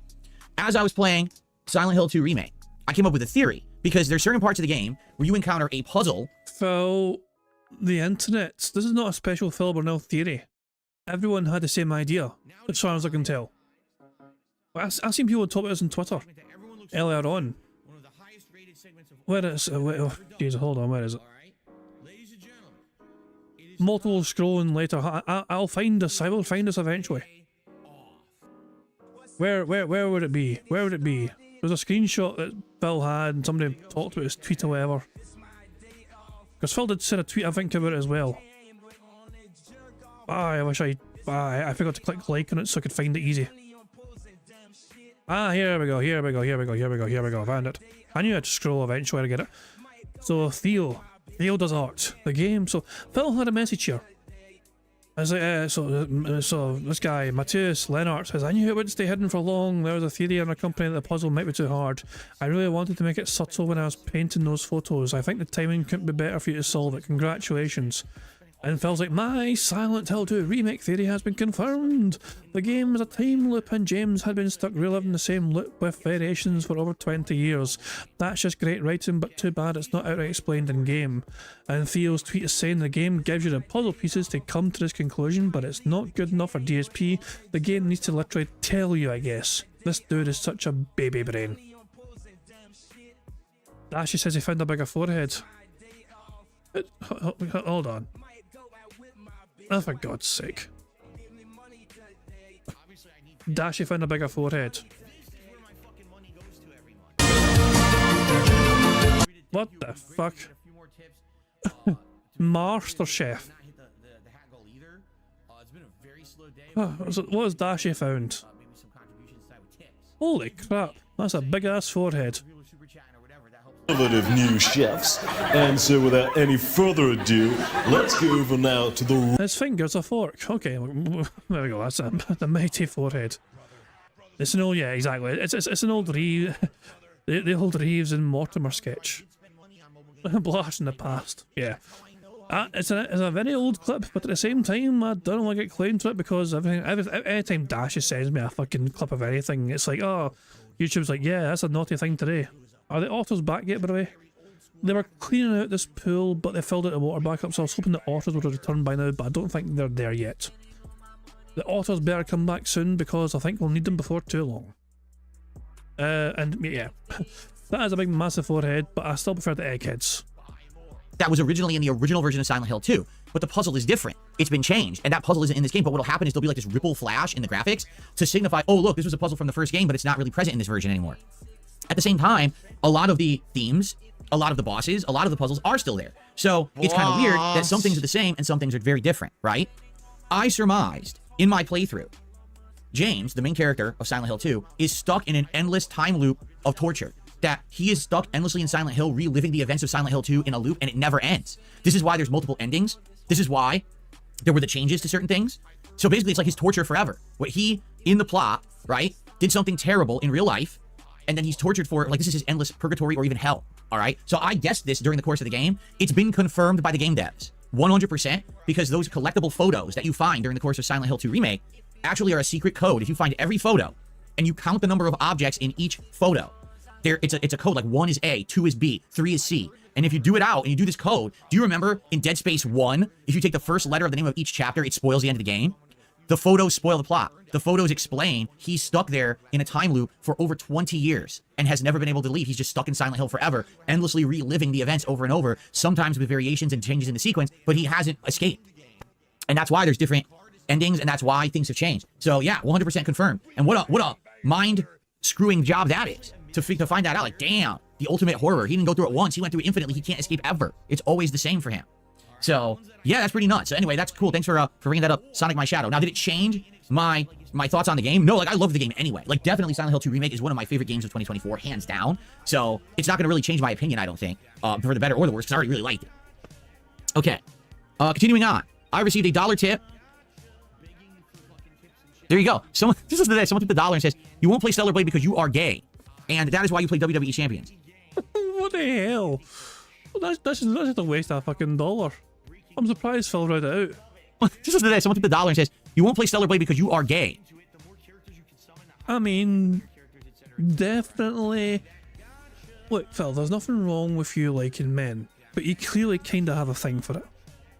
You know? I'm just saying. And that is why you play WWE Champions. Well, that's not true at all. First of all, gay people don't have an aversion to women. Well, I mean, Elton John married someone before coming out as gay.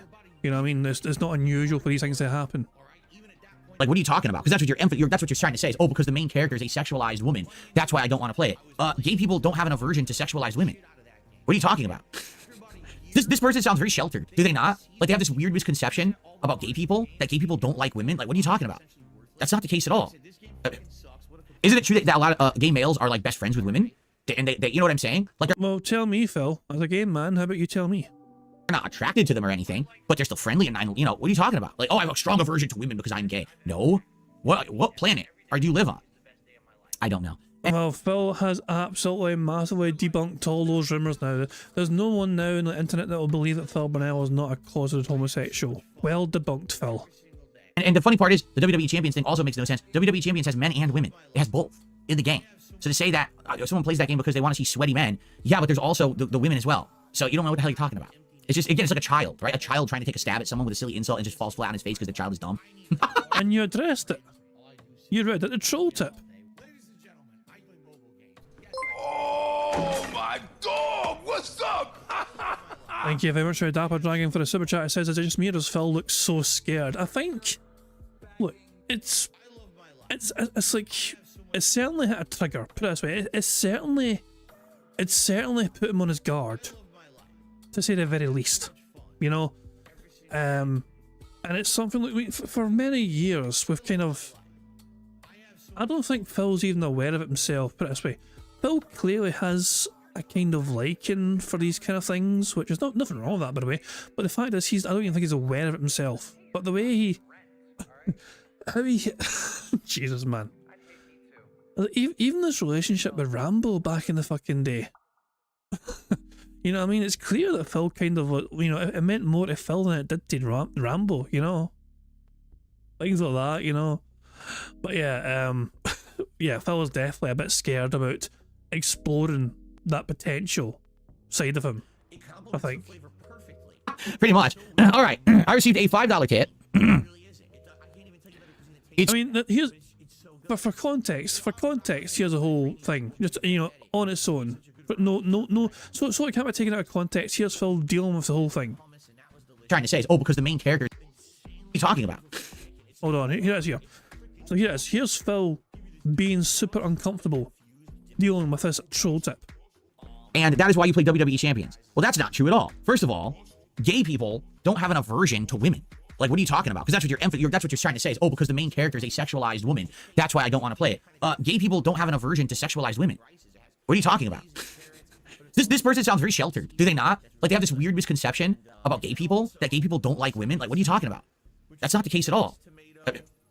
Isn't it true that a lot of gay males are like best friends with women? And they you know what I'm saying? Like, they're not attracted to them or anything, but they're still friendly and you know, what are you talking about? Like, oh, I have a strong aversion to women because I'm gay. No. What planet do you live on? I don't know. And the funny part is, the WWE Champions thing also makes no sense. WWE Champions has men and women. It has both in the game. So to say that someone plays that game because they want to see sweaty men, yeah, but there's also the women as well. So you don't know what the hell you're talking about. It's just, again, it's like a child, right? A child trying to take a stab at someone with a silly insult and just falls flat on his face because the child is dumb. Pretty much. All right, I received a $5 tip. It's Chonky Cheeks from Kick. Can we get an update on Wings or Boogie appearing on the show? Maybe you can go directly through King because I love the guys from Lol Cow Live. I'll be honest with you guys, I haven't worked on interview stuff at all. I told you, like, I got burnt out on it. Like, I was talking with several different people. All right, I'll give you a cumulative update here. I'll tell you how it ended for me, okay? Here we go. I'll tell you the full story. Maybe I'll even make this a clip for the show, okay? Oh boy, more drama talk. Okay.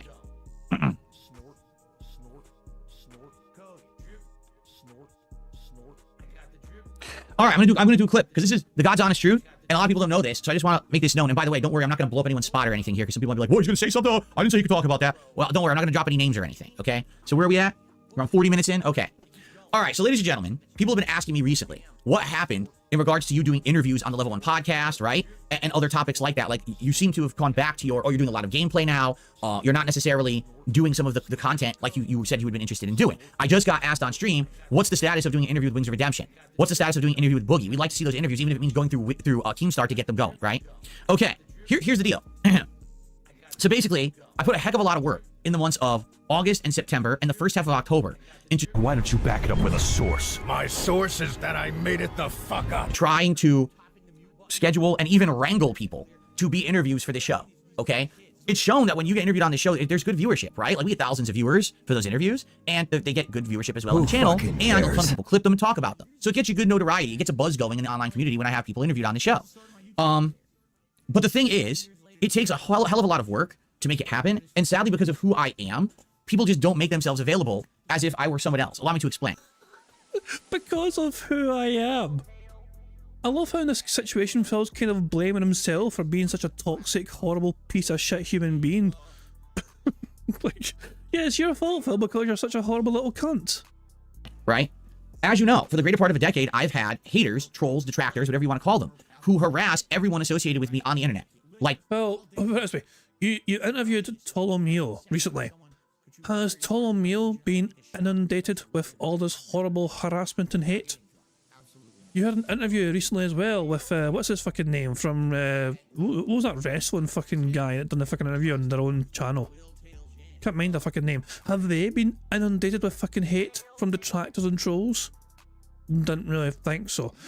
How about, who else is there? What about Brian? Top tier rated on Twitter. Brian, Phil's fucking Street Fighter friend. You know, he's also done content with Phil very recently, you know, and they talk to each other as well. They're fucking, have they been inundated with fucking trolls and haters ruining their fucking life? No, it's not happened. Phil is trying to insinuate that he cannot get any interviews going now because the trolls and haters would not make it a possibility for him. The trolls and haters have no impact whatsoever if he fucking talks to. If Phil is being refused and rejected for interviews, it's not our fault, it's entirely on him. After all, the internet loves him now. He's going through a renaissance. Completely, right? And so, when you are going to appear on the show as a guest for an interview, you have to understand the amazing amount of harassment you might receive as a result. No exaggeration, every single person, the 4 people in a row that I interviewed on the show, all received mass harassment from my detractors. Why don't you back it up with a source? My source is that I made it the fuck up. They all were. I'm pretty sure that's fucking bullshit. I don't remember Ptolemy getting a huge amount of fucking harassment from anyone. I don't remember, like, you know, Stuttering Craig anyway wasn't fucking that, you know, didn't have much clout anyway within the detractor universe because he went to the well one too many fucking times, you know. Like what it all says, but Boogie and Wings are used to harassment and trolling, so why does that matter? Good point. Contacted and thrown. Oh, you gotta talk about this topic. You better fucking talk to Phil about this. You better do this. Why didn't you do this? How dare you do this and this and this and this? It's like, what the fuck? All they want to do is come on the show and talk with me in an interview. And it can be about any topic. You know, each person was unique. Keemstar, Stuttering Craig, June the King, and then Tolomeo. All were 4 completely different people with different topics to discuss, correct? I didn't even know how some of the interviews were going to go when they went down. It could have went different directions, right? But the problem is when you are now going to appear on the show and you know that now this means weeks of systematic harassment. They're going to come to your content and streams. They're going to come to your forums. They're going to come to your Discord. They're going to go to your social media. And these morons, these mouth-drooling idiots are going to come harass the shit out of you.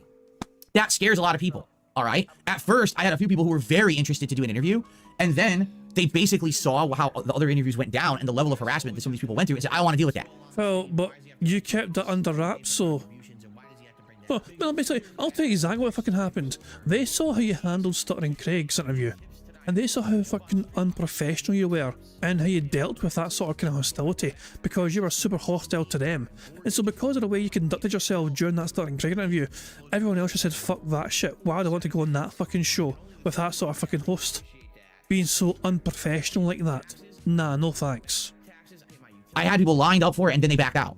Okay? Now, in the regards of people who are not necessarily involved with internet drama, there's 2 particular people, okay, who I've actually wanted to do like an interview with for many, many years, one of which I really, really respect, okay? Someone who I've known for a long time. Someone who I feel like if we sat down and we had a candid interview about certain topics, it could actually blow up in regards to the internet talking about various things, okay? Is this who's the Street Fighter guy? Who's the Street Fighter guy that was in his fucking DMs that he fucking leaked accidentally? The one that would never guess who it was.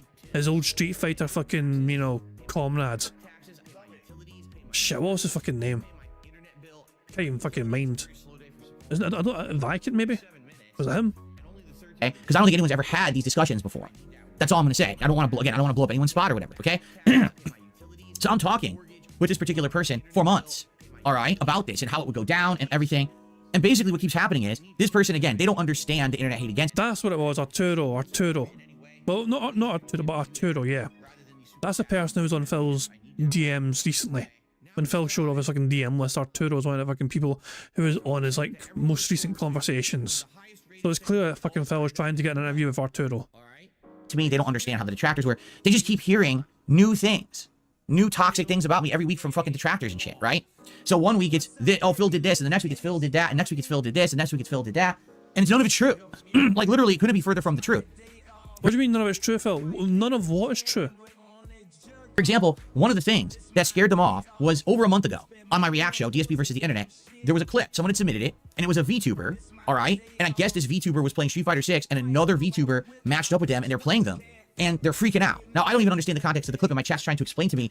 I guess both of these VTubers had been in like a tournament or something, and so for them to play and match up randomly was incredibly rare luck that this ever would happen. So that's why the VTuber's freaking out. I said, all right, this is kind of interesting. I'll watch. I'll see if they're any good. I'll commentate. And I'm watching it, and I watch a couple minutes of the clip. But this VTuber just keeps screaming at the top of their lungs, and it's grating. Imagine if the whole podcast was this. And I can have a voice limiter on. He's trying to fucking fix his mic settings, I guess. Imagine if it was just screaming, screeching, okay? So after watching this for like 2 minutes, I was like, guys, I'm sorry. I literally can't keep watching this clip. It's actually giving me a headache. Like, it's bothering me. I'm not trying to insult the person. Just they talk so high-pitched and so loud, constantly screaming, that it's actually hurting my head.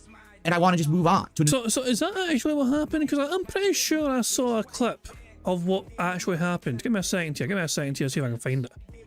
I'm kind of curious here to see if the fucking things exist. So, DSP VTubers...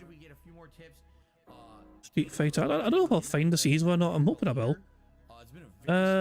No, maybe not that. I don't know. Hold on. Give me a second. Give me a second.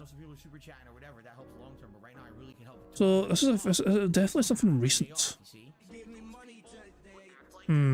I don't know. I don't know if I can find this. I know I've seen a video of it before. It might have been on Twitter. I might have seen it on Twitter before.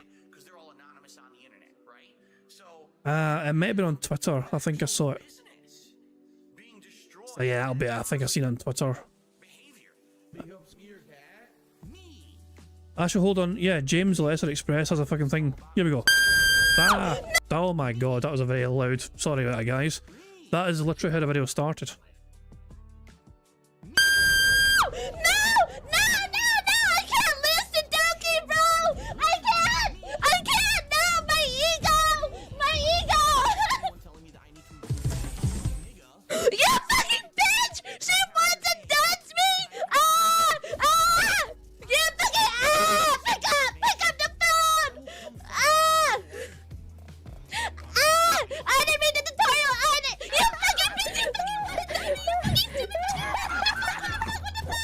Hello, and welcome to James, the Lesser Express sign, where we get you in and out as fast as possible with DSP, as you can see.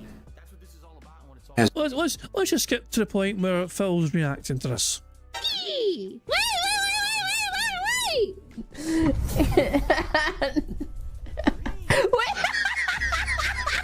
I can't kill me!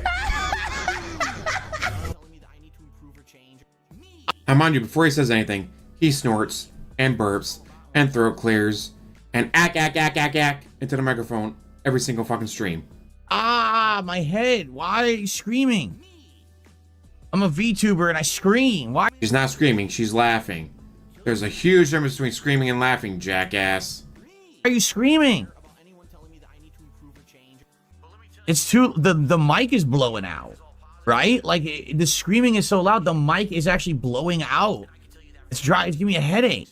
Oh. How the fuck? I can't pay attention now. Why?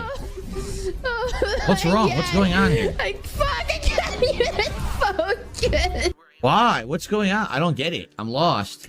Oh, maybe you pay attention to the video, you'd understand. This is actually fucking hilarious. How, like, what are the odds that we can win to each other? They're both modern players. What are they? Are they, they're both VTubers and they're playing each other for the first time? They randomly matched up or something? Like, get it, you freak out, but, like, why are you screaming? The screaming actually... Again, she wasn't screaming, she was laughing. Pitch. It hurts my ears. Have you never heard a woman laugh before in your life? I can't stand... I'm 42 years old, I can't put up with the screeching. I love how Phil's age has become one of the very fucking impertinent things.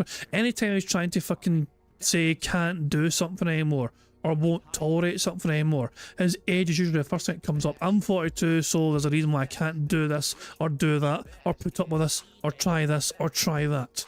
Because the age is apparently a big factor in that. They have a good connection to each other. It's 31 millisecond connection, so they must live near each other. Oh, God. Oh, it's like nails on a chalkboard. Again, she's not screaming. She is laughing. I know, DSP. A woman laughing is something you never heard before. Unless, no, you took your pants off and they saw and went, ah! It hurts so bad. Why? Why do you scream like that? Oh! Oh my god. No, I can't do it. I'm sorry, I can't. It hurts my head. I'm actually gonna get a headache if I keep listening to this. If he lets this woman laugh, it hurts his head. Why would you listen to that? I mean, no, legit. How could you listen to that all day? That is so grating. That's what it sounds like when you step on a dog's tail by accident.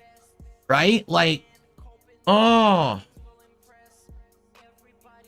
I gotta move on. I can't even watch anymore.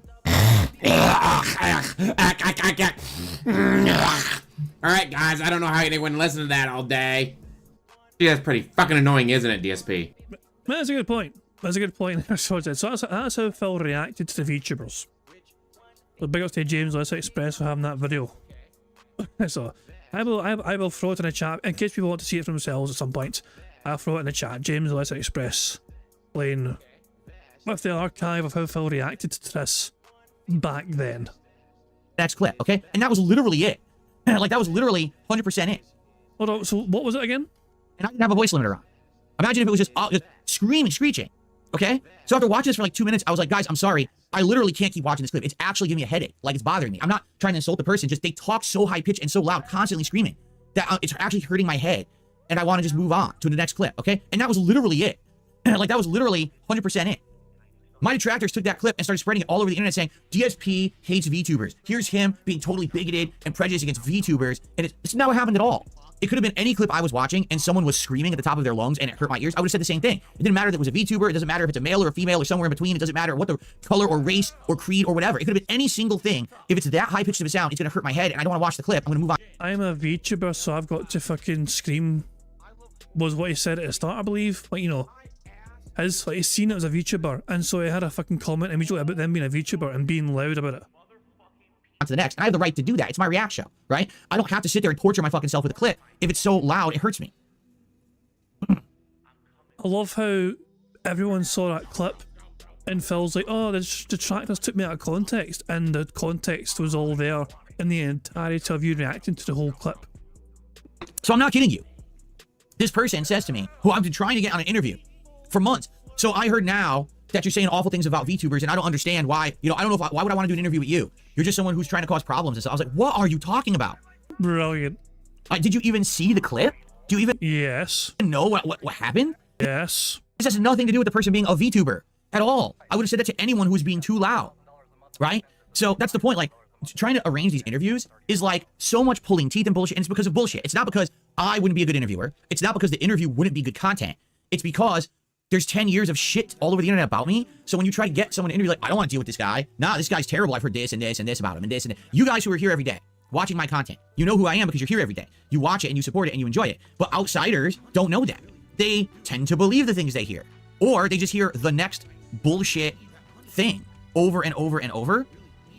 To the point where, I mean, I get it. Like, imagine every day my detractors make something up about me. I ignore it and I'm fine. Like, I'm doing well. Just so everyone knows, I'm doing very, very well.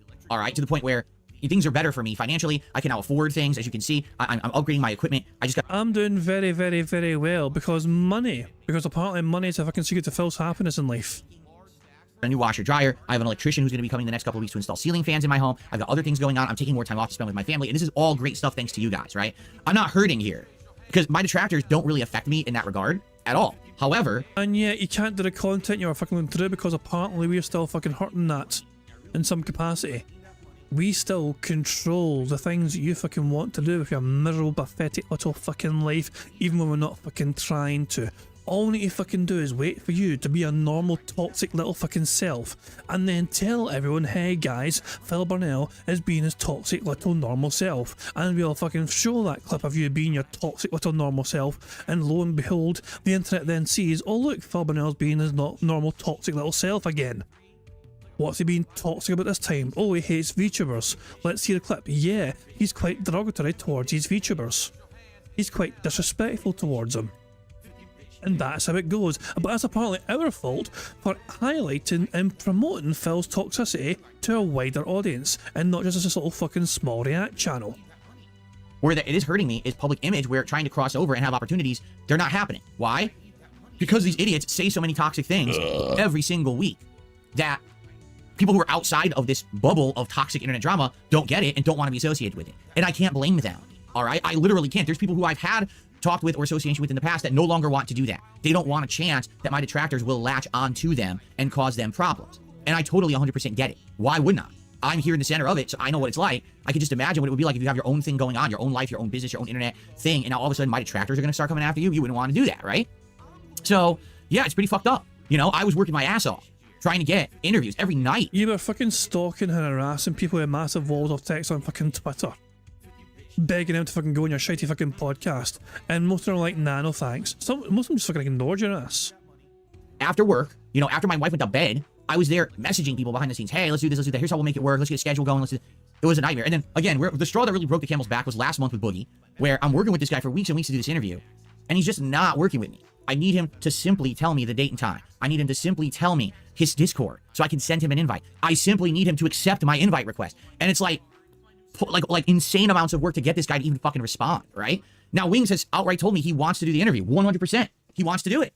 But he said that he would, you know, he was, because of everything going on last month with the surgery and everything, that he was going to get back to me on when he's ready. He hasn't yet. So maybe he never will. Maybe I need to go after him, right? But to be honest... Jesus Christ! Let the fucking guy... Oh my god! He told you... Hold on, so he had this surgery, this important surgery. Oh my god, hold on. He's told you he'll get back to you. Because he's dealing with surgery first, now he wants to fucking recover from his surgery and get things back. But no, but Phil's like, nah, maybe I should just ignore his request and just fucking go after him. Are you gonna do the same to Medicare? You know? Are you gonna respect his wishes? You're gonna fucking try and go after him as well?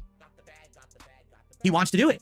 But he said that he would, you know, he was, because of everything going on last month with the surgery and everything, that he was gonna get back to me on when he's ready. He hasn't. So he was gonna get back to me when he's ready. He hasn't. Translation, he's not ready yet, Phil. Yeah. So maybe he never will. Maybe I need to go after him, right? Jesus Christ. Phil, you have no respect for other people's fucking boundaries and time. It doesn't fucking revolve around your fucking oddest-shaped head. But to be honest, I just haven't worked on it, nor have I really cared. Being completely transparent with all of you, I just don't really care right now. I'd much rather focus on my content. Let's make my content better. Let's find games people want to see, right? And play them. Let's focus on improving the React content. Instead of it being a weekly clip show, let's really work on making a long-form show work, right? So let's brainstorm. Let's work on that. And I have all the stuff. I don't know if we're going to get to it today again. You know, we're going long-term here. Every day I say I'm going to get to it, and we're going to talk about it, and we never do, right? So we'll see. Let's see what happens. But basically, the way I see it is I think eventually I will get back to interviews when I feel like it. I just don't feel like it right now. I'd much rather focus on my own shit than trying to wrangle people. This is what it feels like. It feels like I'm in Red Dead Redemption, I got a lasso, and I'm trying to wrangle the wild horse and then tame it to get it to come to do a fucking interview. And it shouldn't... Oh, Phil's explained how he gets cats on stream. This is how he gets cat on stream. Like it? I just don't feel like it right now. I'd much rather focus on my own shit than trying to wrangle people. This is what it feels like. It feels like I'm in Red Dead Redemption, I got a lasso, and I'm trying to wrangle the wild horse and then tame it to get it to come to do a fucking interview. And it shouldn't be like that. Like really, it shouldn't be like that at all. It should be, hey, do you want to come on? Yes. Okay, here's the schedule. Here's the slots. You want to come on one of those? Yes, I'd like to come on this one. Okay, send me your Discord. Okay, here it is. All right, we're set. Talk to you next week when we're ready to go. Instead, it's like, message. Wait 3 days for a response. Then they respond and they're confused. You got to clear up their confusion. Then you got to talk about it. Why is it 3 weeks before? Yeah, it's incredible that other people have fucking lives to fucking control. You know, like Phil's entire livelihood exists on being on the internet. He rarely goes out. He rarely has anything fucking to distract him. He has no friendships or whatever to fucking distract him or whatnot. Phil is just eternally on the internet 24/7. Either playing that fucking mobile game or just on his fucking Discord where trying to fucking get fucking information on and her drama topics for his fucking next fucking crap streams or whatever, you know, things like that. So not everyone lives on their Discord and phones, Phil. People have their own lives to fucking juggle with what they do on the internet as well. Or I even start talking about getting them on the show, like, forget it, fuck it. Really, it drives me fucking, like, absolutely insane. And just for the record, all right? And again, this is not particularly aimed at any person, all right? There have been multiple ideas regarding me interacting with other people, all right, on the internet. People who sometimes have had history with me, people who you think you would love to see this happen, DSPX, whoever, right? And these ideas have been worked on and proposed, and every fucking person has backed out. Every single person has backed out. That to me is absolutely fucking hilarious. The trolls win without even doing anything because Phil kept the fucking names of all the people doing things under wraps. Maximilian dude didn't even fucking respond either to the tweet or the email that Phil apparently sent them, you know? Arturo looks like they fucking don't want anything to do with it either.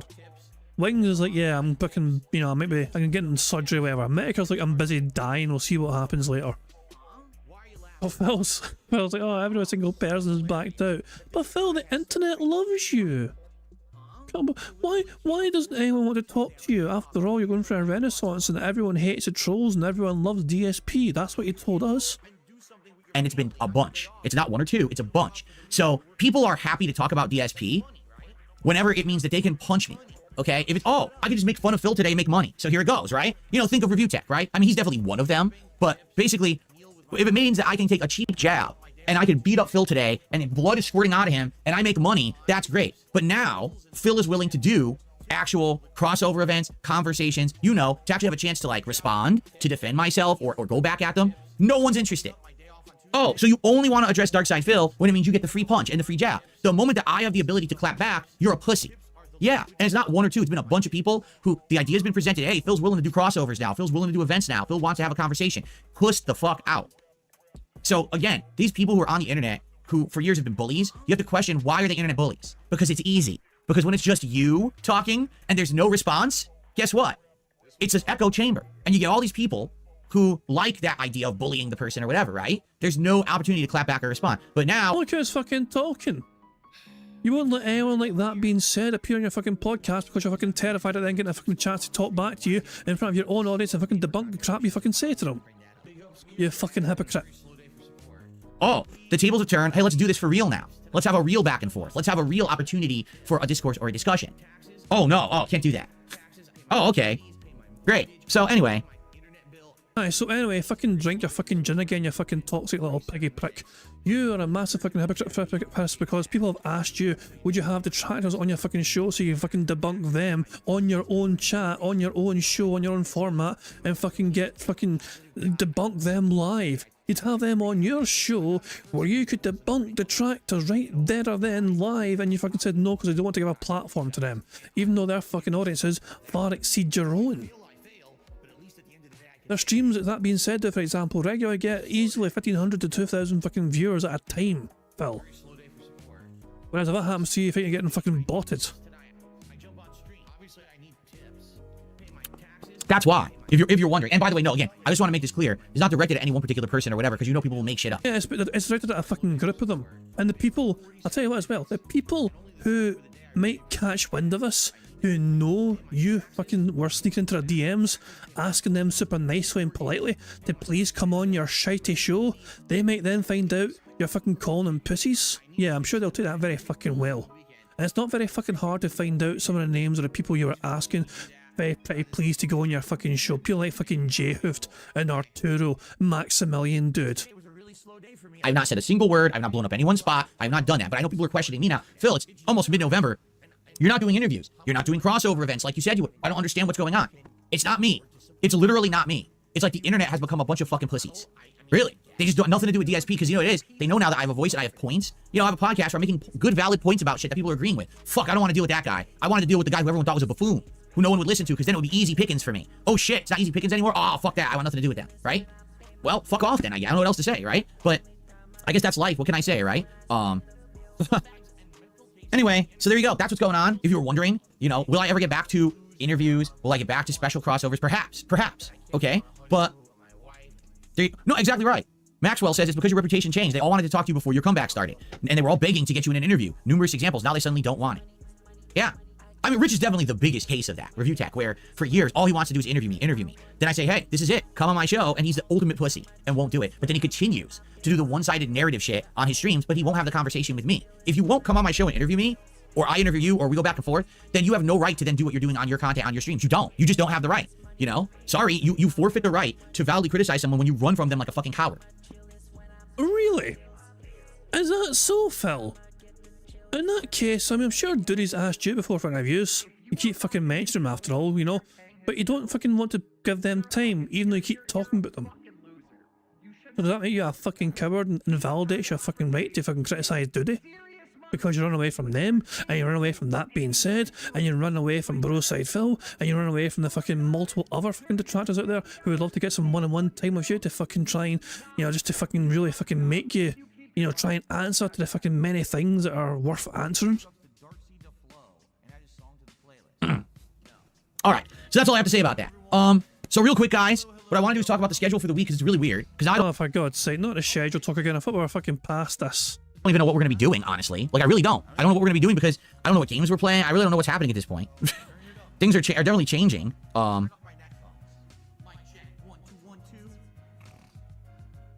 Okay, so today it's React Day. Once we finish with this podcast, the stream will go down. It will resume over on DSP Reacts, and it's the DSP versus the Internet clip show, all right? If you're on Kick, the show will just resume on Kick, so you don't have to go anywhere. It'll just go down for a few minutes and then come right back. Next to last show, meaning after this week, there's only one more show next week, and then that's it for the short form clip show. It's lasted about 2 years, 90 episodes. It was a great run, but the interest in the show has definitely massively declined. I've noticed viewership, support, everything has tanked in this show for the last 6 months or so. So definitely, I want to do something different, and that's why we're gonna work on this long form React idea, all right? But there you go. That's what's gonna happen. And then tonight on the late stream, 7 p.m. Pacific time, it is Retro React to Silent Hill 1, the conclusion. All right, we're actually gonna finish up Silent Hill 1 tonight, and that's gonna be fun. I've had a good time with it. I really have. And the question's gonna be, do we want to keep doing weekly Retro React streams, or do we now give it a break? We've been doing Retro React since like April. So April, May, June, July, August, September, October. We've done it for almost 8 straight months weekly. And it's been a great ride. I really enjoy the streams, but maybe we give it a break and we bring it back in the future, because right now I'm not even sure what the next game would be. And honestly, again, I'm noticing definitely that attendance and support for those streams is dwindling. You know, we're narrowly hitting the goals on those streams, and the attendance is very low. So maybe we give it a break and then we come back to it at a future date. We're narrowly hitting the goals. We're narrowly hitting them. It's not enough for Phil Burnell to hit the goals in the first place. He needs to fucking crush them and easily surpass them to feel super confident about doing anything in future. Never mind the fact that it's the same fucking handful of fucking people who are carrying his ass to the fucking finish line, usually with fucking kicks, you know, kick subs or whatever, you know what I mean? It's always the same fucking names. Percy the fucking, Perry the White or whatever, you know what I mean? Or fucking Darkside Mafia or whatever, or who's the fucking other one and Kick the top sub giver or whatever. Dankside Phil or some push, I don't know. But yeah, it's all the same fucking names. Carrying them over to the fucking finish line. Not a lot of variety in those whales, are there, Phil? Right, so that way we can maybe start focusing on more things that are missing from the schedule, like fighting games. Haven't been in the schedule for a long time. Maybe we bring back fighting games. A chill game. Well, we haven't had something like Stardew Valley in the rotation for a while. Maybe we bring something like that back. I'm just saying, you know, I'm throwing ideas out there, right? So, let's talk about that, about what we want to do very soon. But I'm thinking maybe we just get the React stuff out of the schedule for a bit, and then that way when we'll get a craving for it again, and then we can bring it back and it'll feel refreshing. Rather than, oh, it's React Day again, all right, let's do it. It'll be like, oh man, Phil hasn't done any reacting in a while, it's feeling fresh, let's bring it back now, right? Keep in mind, if we stop doing the Retro React streams, we still have 2 different playthroughs that are being restored on DSP Throwback right now. We're right in the midst of Silent Hill 2 HD, my original run from 2012, and we're also in the midst of Mass Effect 1, my original run from like, what was it, 2010? So there's 2 ancient playthroughs being restored there on a daily basis that you can check out. It's not just the Retro React content that's on that channel, so it's not like it's going to be starving for content or anything like that. Who fucking cares? And hell, even the React channel, right? Even if we're not doing DSP versus the internet anymore, right now, my streak has been continuing. If it continues, it means that once a week we're going to be doing some kind of a special DSP Tries It video. So you'll have 1 week of that. And we're going to start planning my long-form React content, which I'm hoping maybe we could do sometime in December. We could do a special long-form React day where I react to some, either a documentary or a few longer videos. And that could be extra fun content to break stuff up and be good for variety that I think more people would enjoy than just randomized clips, right? So there you go. Conan has done a $5 super chat. Any chance of getting a new version of the 12 things this year that really were a bitch? I know what you're saying. That is an incredibly old project of mine, right? I think it was... Was that what I called it? They really were a bitch? I can't remember exactly how I termed it. It was based on something from my youth. I remember I heard a song, The 12 Things of Christmas That Are Such a Pain to Me, right? Instead of, you know, The 12 Days of Christmas, The Partridge in a Pear Tree, you know? And I made my own countdown. And This was back in the day when Phil Burnell genuinely actually put effort into his content, and I say that unironically. Some of you guys might not be aware of what Phil's talking about here. Do you guys want to see it? Do you guys want to actually see what Phil's talking about here? Let me see if I can find it.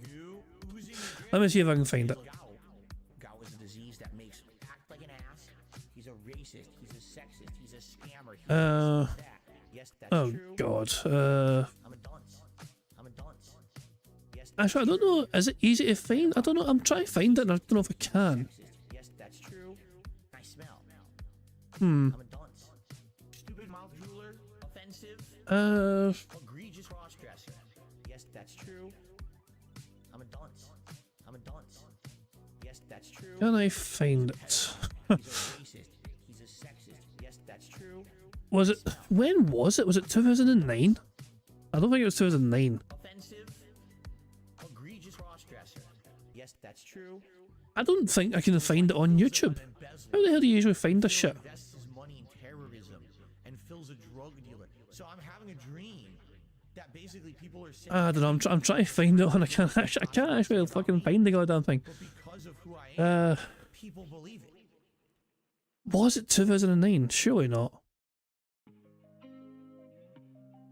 I don't know. I'm gonna bail from it. I'm gonna bail from it in case Phil claims it anyway. You know what he's like. But nah, Phil actually made a video where he put editing into, and he fucking, didn't just have like a one and done recording or whatever. He tried to sing along to the music or whatever, and he had like, it actually had genuine effort from Phil Burnell. It was like minimal, but it was still effort to begin with, which is bizarre for Phil. Halo ODST was like the last one or something like that. I mean, that's how old it is. Halo ODST, right? Yeah. So, yeah. So anyway, maybe I definitely do things for year end. I always do a, best games of the year countdown. I always do a most disappointing games of the year countdown. Last year we did something different. What was it? What was the third thing we did last year? Can't remember exactly what it was. We did another special thing last year too, right? But, oh yeah, the Order 1414 was a bait and switch. I remember that one too. I remember that. That was more recent. Or it's still like 10 years ago. Jeez. The thing is, all right, I don't do video editing. I can't do video editing. I don't have the ability to. I don't even have the software, and this PC's so old, right? You have a brand new gaming PC right there that can fucking manage video editing. Do it on there.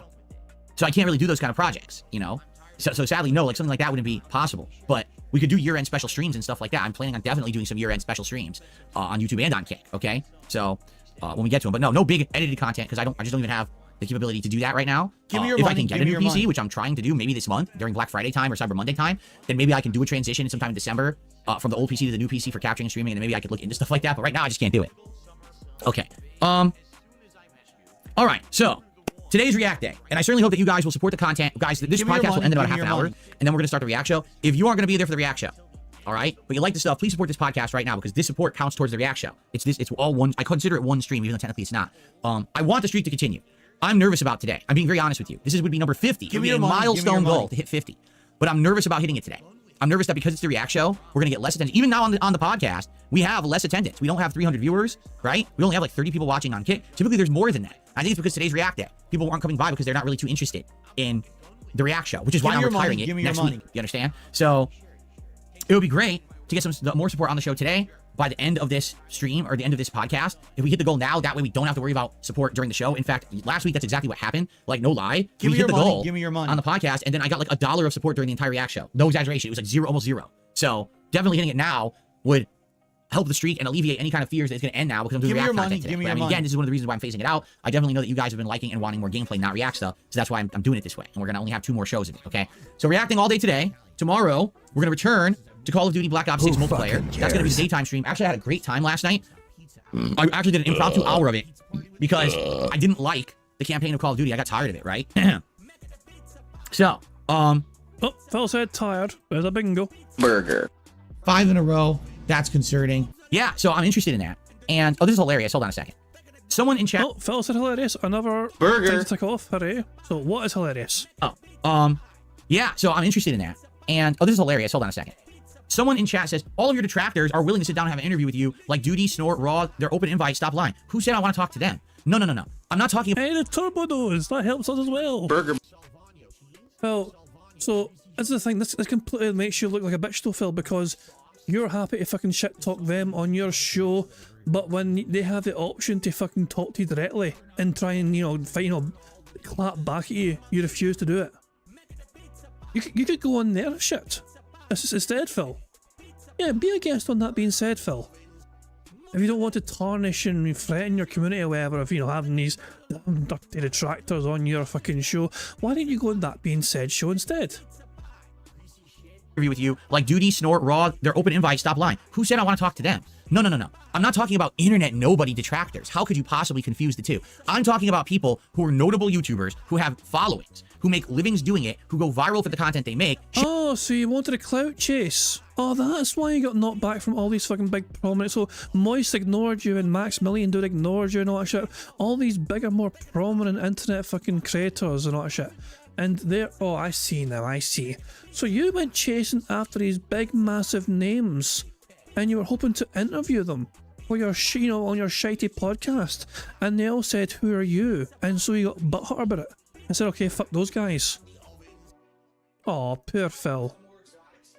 And people want a screenshot of this, so by all means, I will get a screenshot of it because, well, why the fuck not? I ain't doing anything else right now, so might as well get a little screenshot. I mean, it's I guess it's brave of Phil just to admit he is 100% a clout chaser. Jesus Christ, Chase.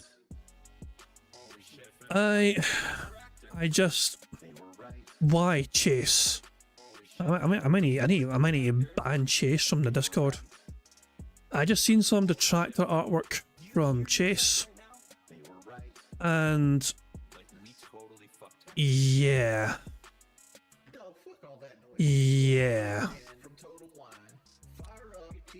Why? So in case people aren't fully aware, there's cats just in, you know, sitting there with a fucking big stein of beer.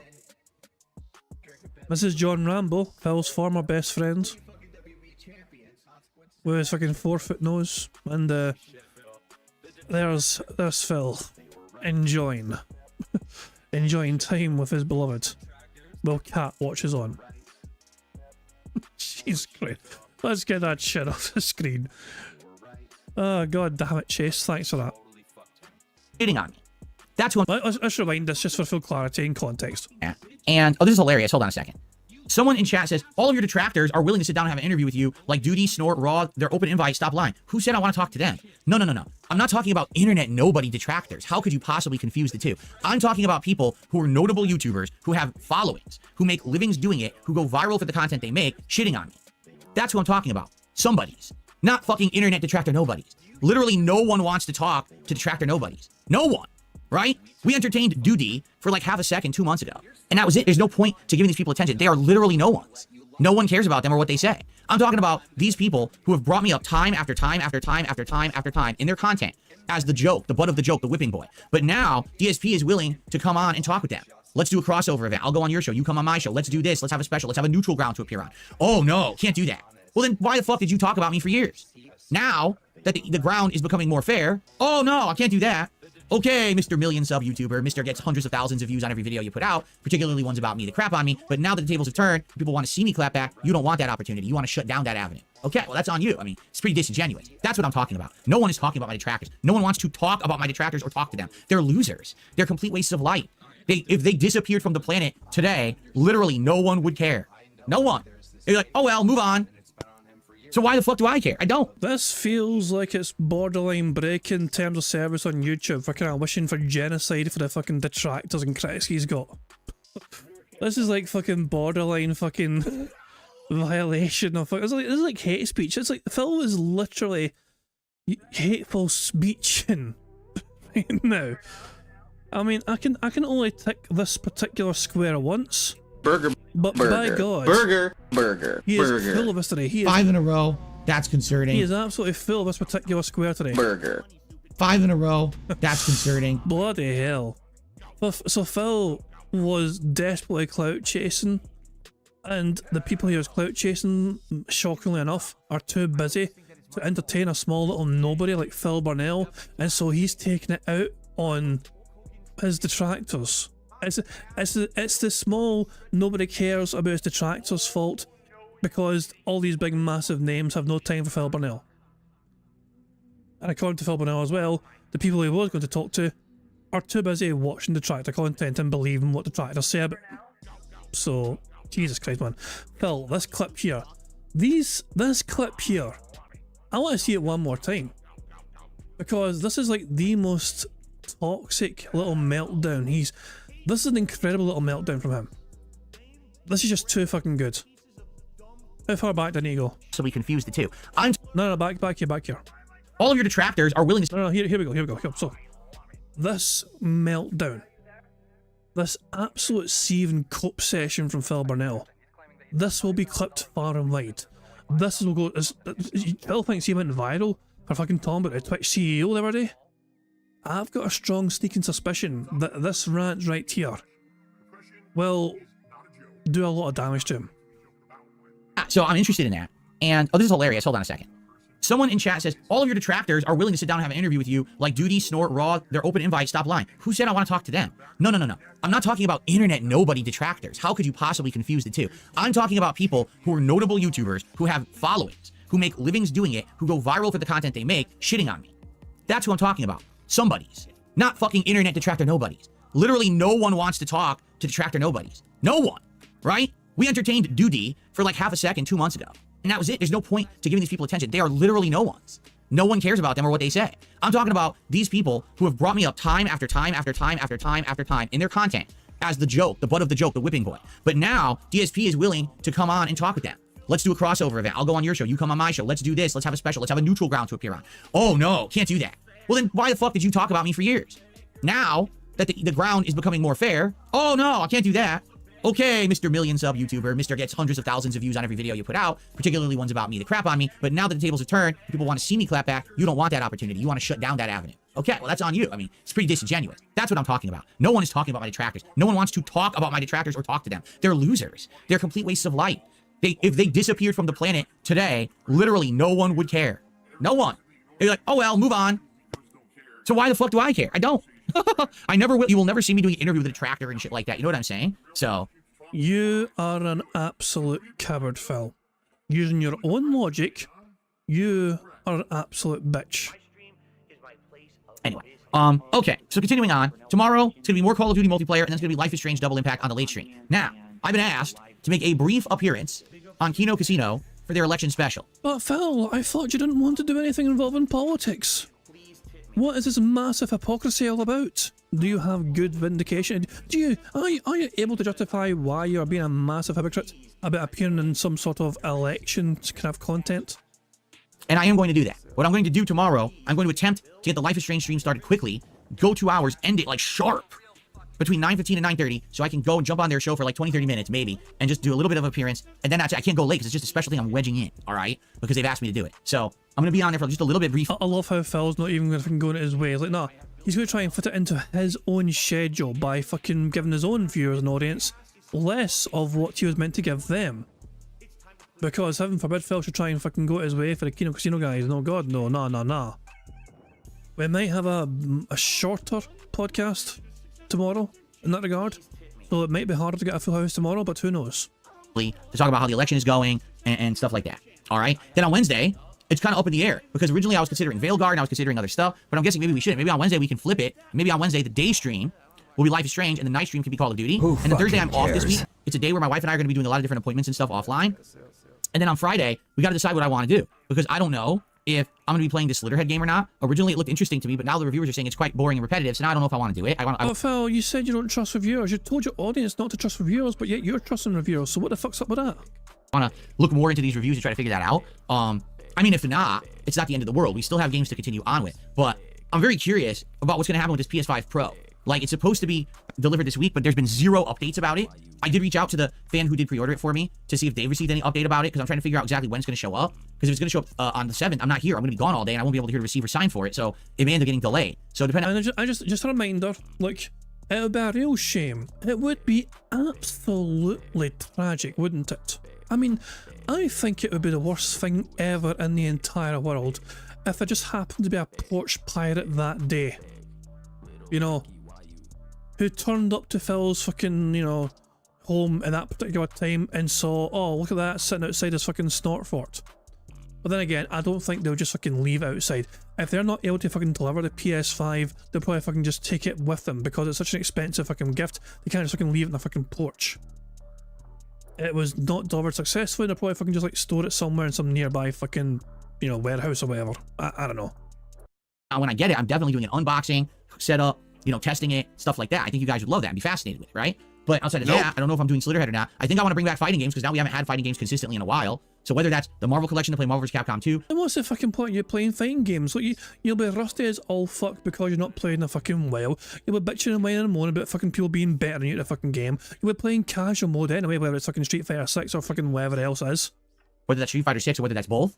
And I think we need to get a chill game into the rotation, like a late night chill stream again. And definitely Stardew Valley was working for that. You know, I know that middle of this month, the new Flight Sim's coming out. And that's going to be very interesting because I've heard the graphics are going to be like groundbreaking and stuff. That could be really good. So I definitely think that it'd be good to get this stuff back in the rotation. And well, Ronan, the question, so Ronan's asking, why does he need a PS5 Pro? He has a PS5 and a PC. The simple answer is he doesn't need it.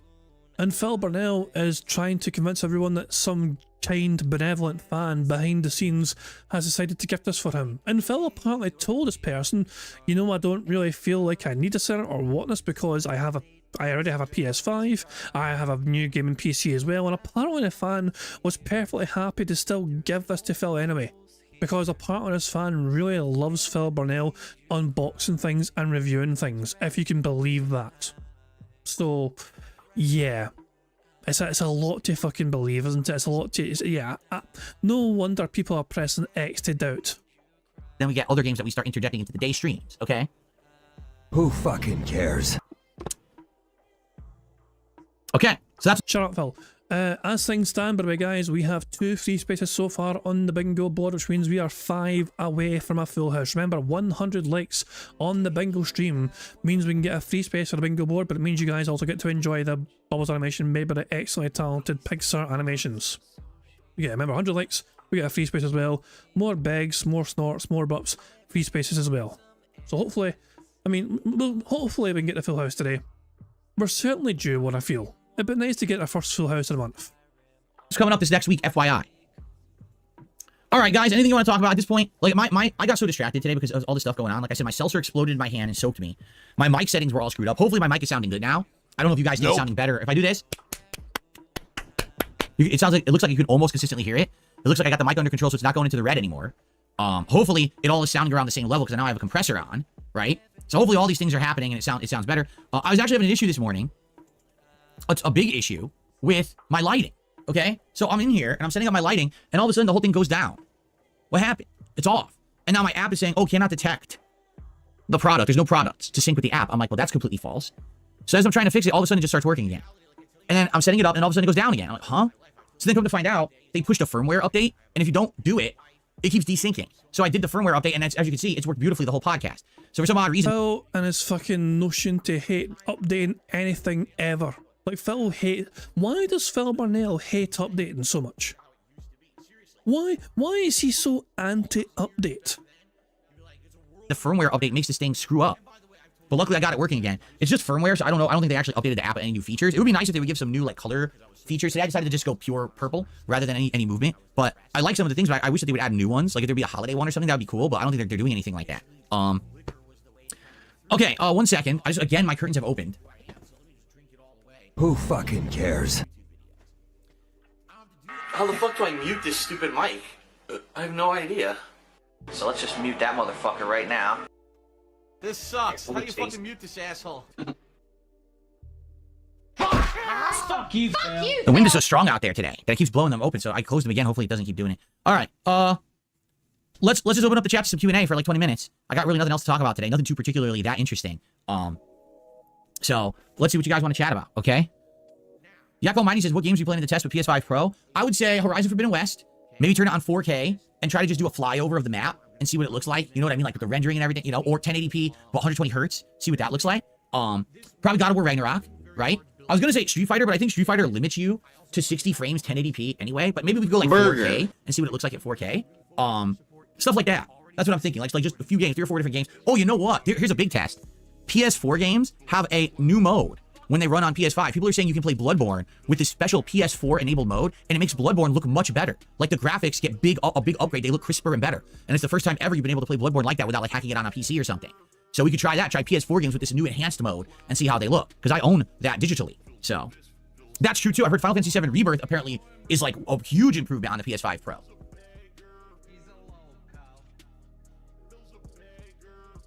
Lady Chris says, possible future event idea. Take some games that you were previously on the fence on. Get them on Steam, play them for the hour. See if you like them and you want to keep them or you want to refund them. I guess we could do that, but the question is, what? Like, what games? Because I don't remember, right? That would be help. You guys would have to help me out with that, because I certainly don't remember the games that maybe I... Oh, what a surprise. What a shocking revelation. Once again, it's up to the audience to fucking dictate Phil's fucking content. I never saw that one coming. I never foresaw that one coming whatsoever, guys. I came out of left field. Phil Burnell telling his audience, guys, you need to fucking come up with the content for me. You need to come up with all the games. You need to fucking tell me what to do, what I'm going to fucking play. You need to fucking control the entire event and run it for me. But I'll get paid for it. Started to play and then gave up on or said, you know, we're not shit sold on. I don't know. I would need your help to remember those. Yak Almighty says, remember there was a Valhalla DLC last year that I didn't play. That is true. Maybe that's what I could do, the Valhalla DLC on PS5 Pro. Would I ever do taste tests of sweets and chocolates from other countries? Hang on. Was that just one burp or two? I need to slow this down. I counted it as one burp, but it might have been a double. I do apologise for slowing down just for burps, but we are counting them, and it could be the difference of free space or whatever. Valhalla DLC on PS5 Pro? Would I ever do taste? That's a double. That's a double. Damn right, that's a double. Started off kind of low and guttural, and then a fucking big second one, a beefier one came out. Test of sweets and chocolates from other countries? Says Casanova. I would consider it. Was that a third one right there suppressed? What the hell happened there? Hold on.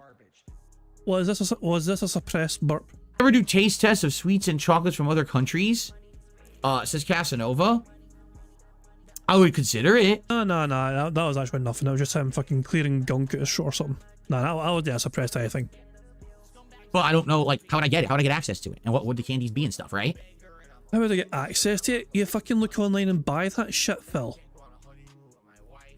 What happened to the Wonder Woman game they announced years ago? I don't know. Are they still making it? A lot of games are like that, like the Wolverine game, right? Everyone was all hyped for the Wolverine game. Then we didn't hear anything for a while. Then a hacker leaked a bunch of shit on it. Then we didn't hear anything for a while. And now we heard, oh yeah, the guy in charge of the game quit. He went off to work on a different project. And now someone new is in charge. I guess who's in charge? The person who was in charge of the Ratchet & Clank PS5 game. Well, that ain't good news. Because that game, I'm sorry, was very overrated. It literally just played like any old Ratchet & Clank game with slightly better graphics. So it didn't really revolutionize anything. And that makes me kind of feel like the Wolverine game isn't going to be that great. You know, I don't know. Yeah, Stealthy Kubo says, remember, Bloodborne's hard-coded at 30 frames. This PS4 enhanced mode on PS5 is supposed to increase the resolution. So I think Bloodborne was it 720p and then you could do 1080, but it was like upscaled. So apparently now it's actually supposed to render at 1080 or something like that, and actually the graphics are much better. It's still 30 frames, but apparently it's much better now. I don't know. Maybe I should just do another run of Bloodborne. I haven't played that game in 700 years. Do a run of Bloodborne now enhanced on PS5. What do you think about that idea? That could be something to do. Who fucking cares? I've only played Bloodborne twice. I played it my first original cold run, and then I played it years later to do the redemption run and beat the Old Hunters DLC. Yeah, something like that, maybe. We'd have to think, like, what could we benefit from, right? What could we benefit from on PS5 Pro that's locked as Sony content that you cannot play on PC right now that would be better on PC? That's the things we have to figure out. Spider-Man?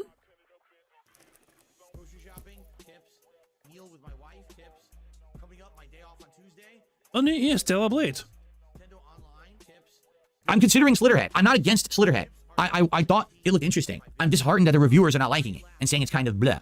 Because I don't want to play a game that we're going to play twice and you'll be bored to tears, right? So the same reviewers you tell your audience not to listen to, you are trusting.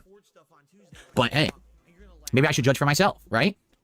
I received a $3 tip from an anonymous tipper. You think you and Kat would ever play a new Mario Party game? That could be a fun stream. My wife is not going to be a part of my content until she is well and ready. I've already explained the many reasons. Well and ready? Is she unwell and unready? I have a feeling that Kat's appearances on his content dented her confidence massively. Just because, you know, the sheer size of her. And I'm willing to believe, and if I'm correct in my assumption, fair play to her, I'm willing to believe she's fucking working on her weight. I would like to think that this was like a fucking wake-up call for her, and she wasn't aware of how bad things got until she appeared on his shitey content sitting next to him and saw, oh my god, this has actually gotten really bad. I would like to believe it was a fucking harsh wake-up call for her, and she's like, okay, I need to fucking get this shit sorted out there. This has actually gotten way out of hand. I need to fucking work on myself. That would be nice if that was happening. And I would actually fully encourage and you know, I mean, for somebody, anyone to try and improve themselves and better themselves, whatever, to try, you know, for the benefit of their health, you know, it doesn't matter who it is. If they're actively, you know, going that route, then fair play to them. That is what I'd like to believe is happening with Cat right now. But let's see what Phil's going to fucking say. According to Phil Burnell, Cat is not well. A new Mario Party game, that could be a fun stream. My wife is not going to be a part of my content until she is well and ready. I've already explained the many reasons. To reiterate, this year has not been a great year for us on the personal side. There's been a lot of issues going on with various different things. Stress levels, schedules, health. The original plan was that she was going to be in a lot of my content this year. She was going to be showing up for Q&A streams every once in a while. She was going to be part of gameplay. Like, we actually bought, what do you call it? Beyond Two Souls. And we were going to do a co-op playthrough of that. And it all fell apart. And, you know, that's life. Sometimes things don't work out the way that you plan. And that's really what's happened is, you know, this year, as you know, I've had a public resurgence. More people liking me positively than ever before. Or at least I should say for the last 10 years, right? The 10 years everyone's hated me. Now people are starting to like me again. That's cool. But outside of that, on the backside, it's not all that great. You know, some bad stuff's been happening in my personal life, and it sucks. But it is what it is. It's life, okay? So, no, she's not going to be in any content anytime soon. Maybe if it does happen, we'll let you know. But no, there's no rush to do it. We're not going to be doing it, okay? Sorry. Well, that's an interesting revelation, I guess. Basically, Kat was not a fan of being a part of her content, and she was bored to fucking tears, and she fucking waddled off screen in boredom and angry, and did not want to return after that fucking Yakuza crap. What will I do with my original PS5? I don't know. I have no clue. Gift it to a fan, perhaps? Because here's the thing. Originally, the idea was that when I got this gaming PC, I was going to wait about a month and see if I needed the Xbox Series X for anything. And if I didn't, then I was just going to use the Series X, give it to her to play stuff on, right? There hasn't been a single video game that she's wanted to play. Seriously.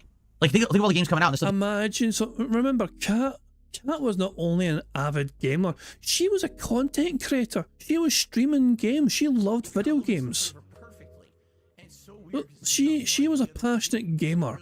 And then she moved in with Phil Burnell. And lo and behold, she hates fucking video games now. The impact of living with Phil Burnell will fucking make you, you know, loathe the things you used to fucking like. Kat used to like a whole bunch of things, remember? When Kat first moved in, she apparently liked anime as well. Fast forward to, like, you know, when they were playing together, Yakuza, Kat hates anime apparently. Yeah, it's just, I don't know. To me, it just sounds like she's not very happy living with a married life with Phil Burnell. That's the impression I'm getting. And I'm not saying that to be like a shitster or whatever. Phil, our knowledge of Kat comes completely from Phil. And the things that Phil is telling us indicates that she's not happy. And really, the one big factor in that is Phil. She used to be interested in. Assassin's Creed got delayed and was looking like shit anyway. Dragon Age, which she used to really like, now Veilguard doesn't look very good, looks like shit. So like every game she would have wanted to play, she's not playing regardless. So she's not even playing any games right now. So I haven't even given her that, you know. So it's like, oh, well, if I get a PS5 Pro, will I give my wife the PS5? I would, but I don't even know if she wants it. She doesn't like any of these games right now. So there you go. All right, guys.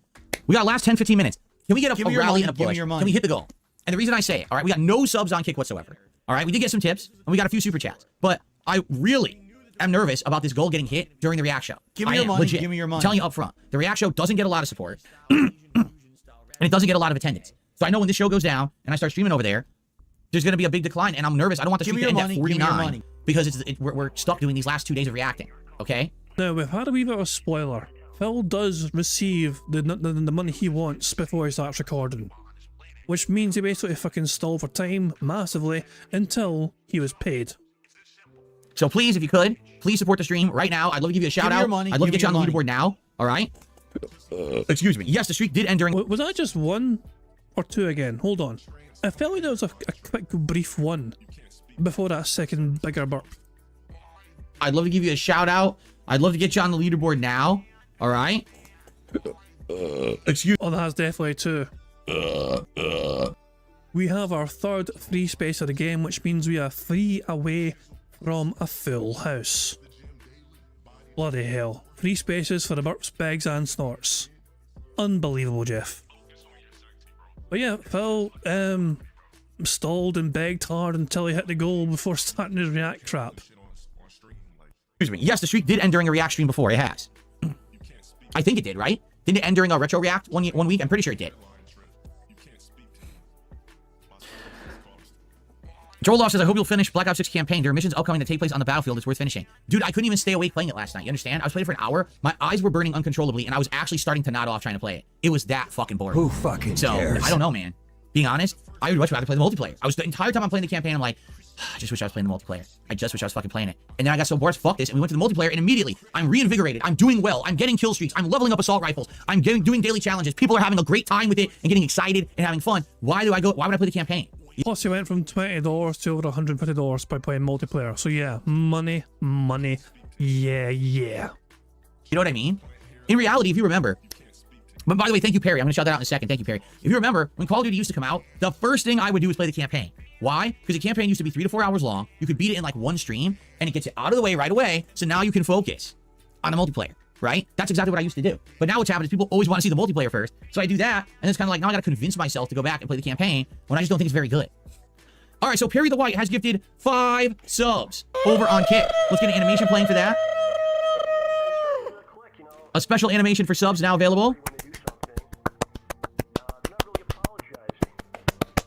Thank you so much, Perry. Let's get you on the leaderboard. You're the first person to gift any subscriptions today on Kick.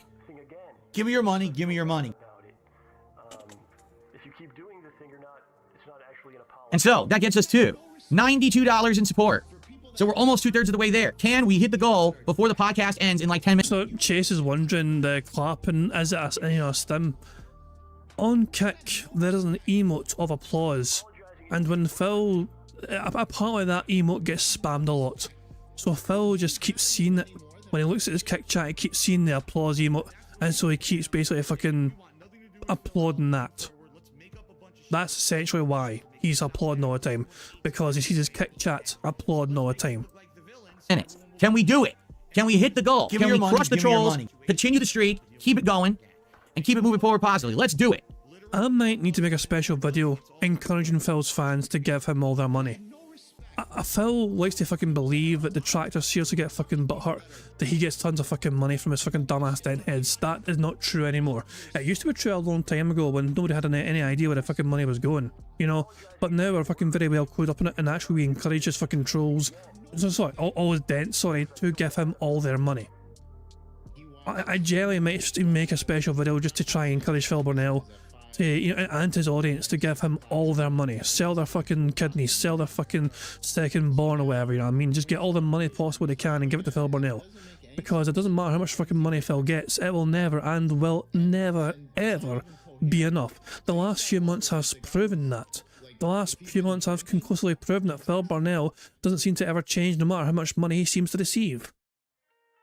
There is no special honeymoon for Cat. Fuck you. It's still champions time. Oh, I'm gonna get a new washer dryer for you to use, Cat. Oh, we're gonna get a new ceiling fan just because we can. We don't need a ceiling fan, but I want it, so there it is. You want a honeymoon, Cat? Do you want to go to Japan? Get fucked. This fucking goal for next week for Phil eating in this fucking Japanese place, that's the closest that fucking Cat's gonna get to Japan. Good stuff. Eluxification says, careful, Phil. Your clapping is reminding me of someone walking on a bunch of putty. There you go.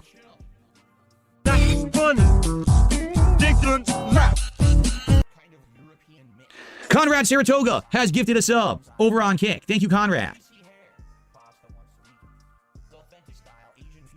So very much. That gets us up to $97 in support. Can we hit the goal? Give me your money. Give me your money. No, this is not a new mic. This mic has new filters on it, or I adjusted the filters that were on it, including a condenser and other things. So that's what it is. Why are you asking? How does it sound? Like I said, when I set up these filters on this mic months ago, I didn't really know what I was doing. I only did it based on what people were telling me to do. But now people are saying, well, I can't really hear low sounds on the mic, right? Or you cut off. You'll be right in the middle of a sentence, and all of a sudden the mic will go cut off, and we can't hear a word in the middle of the sentence for some reason. Or I stop talking for a while like this, and then I start talking, and it cuts off the first word. So this was supposed to fix that, but I don't know if it is or not. I don't know what it's fixed, right? You tell me. Voice sounds different. Cares? Maximum Turbo says, I think the mic is sounding better, good clarity, good bass, and no cutoffs anymore. Okay, if there's no cutoffs, that's what I was trying to fix. Fed Rogers says, what are you going to talk about on your appearance during the keynote show tomorrow? Well, their entire show tomorrow is based on the election. So I'm going to tune in after my late stream, and we're going to look at the results, like what's going on, what states have come in for what candidate, and we're going to just talk, about that and speculate about who's about to win. And I'm sure they're going to ask me, who do I want to win, and what are my thoughts, and I'll give my thoughts. You guys already know my thoughts. I've told you my thoughts. I hate both candidates. I think both candidates are bad for the country. So people should be voting on how the country was better for them. Was it better under Trump's administration or Biden's administration? Vote for the party who it was better under for you and your family, and that's what you should do because the candidates are terrible. All right, so there you go. The mic sounds more professional now. Cool. Well, I'm glad to hear that. I'm definitely glad to hear that. Let's see. I received a $1 tip from a troll. I received a $3 tip.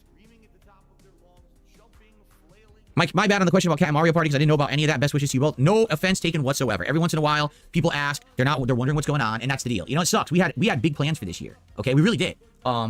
Cat wanted to be a big part of my content this year, and I honestly think that if she was... Imagine that person thinking they had to give Phil Barnell more money to apologise about the Cat question. You know, you're going to play Super Mario Party with Cat, and then Phil's like, oh, well, things are shit with her and me right now. And the person felt compelled to give him more money. Just to, like, you know, to make him feel better. That would have been great. That there would have been some good additions to the content. It would have been something different and fun. And shit just hasn't worked out. It sucks, you know? It really does. But we're hoping that things will get better and you know, she'll be able to do what she wanted to do eventually. We just got to get there. Wait. Hold on. Wait. What? People ask. They're wondering what's going on, and that's the deal. You know, it sucks. We had big plans for this year. Okay, we really did. Cat wanted to be a big part of my content this year, and I honestly think that if she was, that would have been great. That there would have been some good additions to the content. It would have been something different and fun. And shit just hasn't worked out. It sucks, you know? It really does. But we're hoping that things will get better and you know, she'll be able to do what she wanted to do eventually. We just got to get there. What she wanted to do. What did she want to do? Because that's news to me. It was all about what you wanted to fucking do, Phil. What did she want to do? Because you never revealed to anyone what she wanted to fucking do.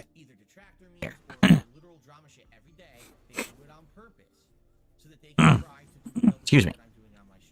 All right, so we're at $100, guys. $50 to go, but I gotta go within just a few minutes. Give me your Last money. chance. Let's hit the goal. We have our 4th free space of the game because the begs have been incredible today. I'm fucking desperate to try and get the goal hit before he starts his react content. Basically, it means we're 2 away from a full house. Do it now. That way we don't have to worry about it during the clip show. I don't have to worry about people showing up and supporting. Well, that's kind of a T-pose. I think he's kind of holding it. Hold on. The goal. Let's do it now. That way we don't have there. Holds it. to worry about it during the clip show. I don't have to worry about people showing up and supporting the show when traditionally doesn't happen. All right. Is that enough to hold? I mean, is that him holding a T-pose there? Would you guys say? I'll let you guys decide that. But I think that's him holding a T-pose. Dapper Dragon is quite convinced that's a T-pose. It's enough T. Mr. White says yes, it counts in my opinion.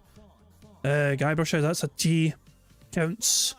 It looked like 3 T-poses. He's an airplane. T equals T. T.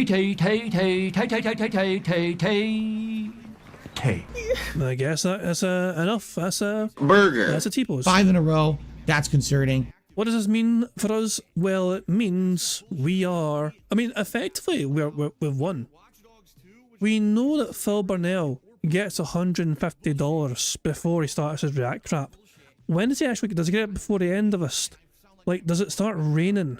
It does. I mean...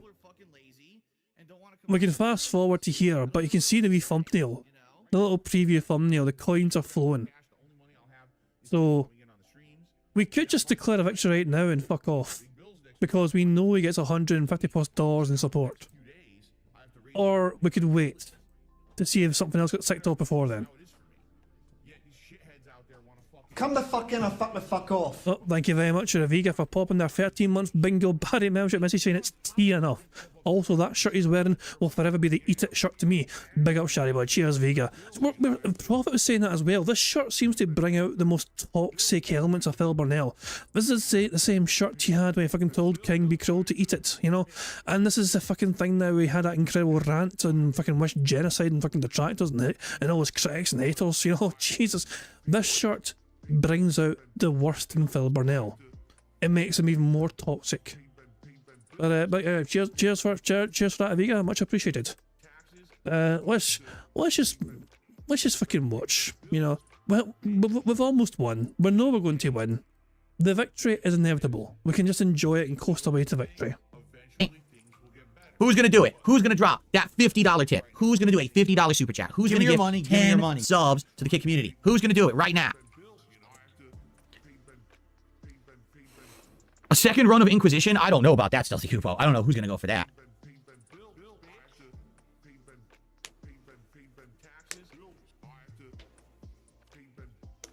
I absolutely agree that I am a lucky man to be married to Kat. I agree with you there. I'm incredibly lucky.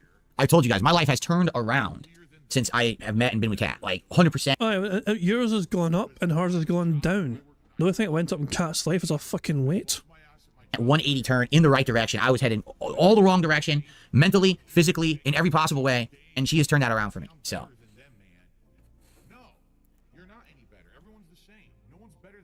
Oh, really? Conrad Saratoga over on Kick says, thanks for putting me on to the Thanksgiving Firehouse sub. It's tremendous. I'm glad to hear you tried it and liked it. I couldn't try it because it wouldn't deliver. I mean, we've won anyway. There's a thumbs up from Phil.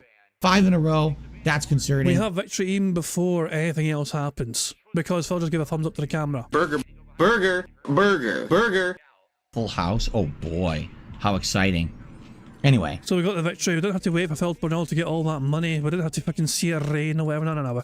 We got our victory. We got our full house. We have our first full house of the month of November, which means we can add $10 to the bingo prize fund, which I'll do right now. There we go. Up to 34 buckaroos in support and all that jazz. Hooray for that. Just Optimus saying, by the way, the Firehouse Thanksgiving sub is on a DoorDash app. I saw it yesterday. Maybe it depends on where you are. Maybe certain regions don't do it. I don't know. I got no idea. You know what Phil's fucking like with his bullshit? It's because sometimes he looks in the wrong places, the wrong sections. He doesn't know how to fucking navigate a phone properly. Which is strange because he fucking lives in one practically with his WWE champion stuff. But there you go. I don't know. Phil is Phil. And he'll miss the obvious fucking shit. But the important thing is we've won bingo. So hooray for that. Let's go to his fucking React crap and see how he's doing, shall we? Never drink it. The moment that you said prime... Oh, he's fucking... His React stuff right now is talking about the Lunchway stuff.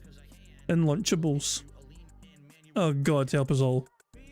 $161 says... Well, so what is this made up of? Rend with a $37 tip. The top super chat was $13. I have a feeling those two combined to give him the goal. Like, I imagine a super chat came in first, and then Rend like, you know what, here's a $37 tip to bring it to $150. What's this crap here? Hold on, what's this? What are we looking at here?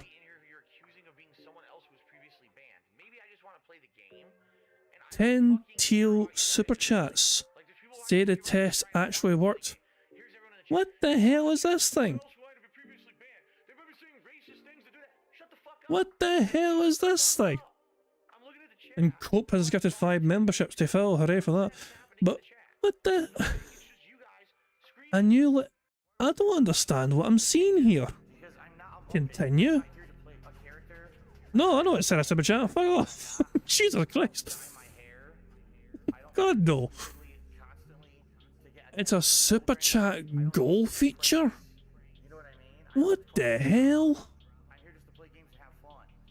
Jesus Christ, man. Oh, bloody hell. Anyway, otters, please be back. Where are you? Where are you, my beloved otters? Please be back in the water. Why am I not seeing any otters? I was hoping to see some otters right now. We need some after Phil's toxicity. I mean, the water's going crazy. I'd like to believe there's otters in some part. There we go. They're back. They're there. Thank goodness for that. The otters are there. They were just hiding all along, being sneaky little bams. Guys, I am going to wrap things up there. But we got the full house on the bingo, so hooray for our first full house of the month and all that jazz. I will return tomorrow for some more bingo antics, but remember guys, Phil Burnell is probably going to have a bit of a streamlined stream tomorrow. It'll probably be quite an abrupt end to the podcast. It won't carry on longer than usual. I have a feeling Phil's going to begin gameplay earlier than usual, which means I'm tempted to potentially do a smaller bingo card tomorrow because Phil might have a shorter podcast. I don't know. Phil has not alluded to having a shorter podcast, but he did say he's going to try and kind of make it compact to try and squeeze in him going, you know, if at the end of everything else, you know. Oh, they're getting fed. And they're doing twirlies. Oh my god, they're so cute. These otters are fucking delightful. That's it. Trick those humans into getting food. These authors are fucking so clever. Easiest way to get a fucking meal from these fucking stupid humans. Let me spin the water for you. Thanks for the fucking meal, dummy. Anyway, guys, I'm going to wrap things up there. Thank you for joining me for these bingo antics, whatever. Thank you very much for keeping me right in the bingo card as well, and thank you for your support as well. It's very much appreciated. Said we'll back tomorrow for some more bingo antics, but until then, hope you all enjoy the rest of your Monday, whatever you end up doing for it. And yeah, I'll see you all on Tuesday for some robust bingo. Remember, tomorrow, wait, Phil's off on Thursday, isn't he? I was going to say tomorrow's Phil's final bingo stream technically, or Phil's final, okay, but nah, Phil's going to be here tomorrow, and he'll be here on Wednesday as well. It's Thursdays off, so okay, anyways. So yeah, because Phil will be here on Tuesday and Wednesday, I will also be here on Tuesday and Wednesday for some bingo antics. But yeah, that's enough for today though. Hope you all enjoyed yourselves, and yeah, I'm going to end how it always ends, by playing notorious PIG contributions made by the supremely talented Pixar Animations. Guys, thank you once again for being here. Hope you all had a good time. Hopefully we can get our full house tomorrow, but until then, have a good one. I'll catch you all later. Goodbye. On September 14th, a pre-authorized payment of $16.51 from PayPal.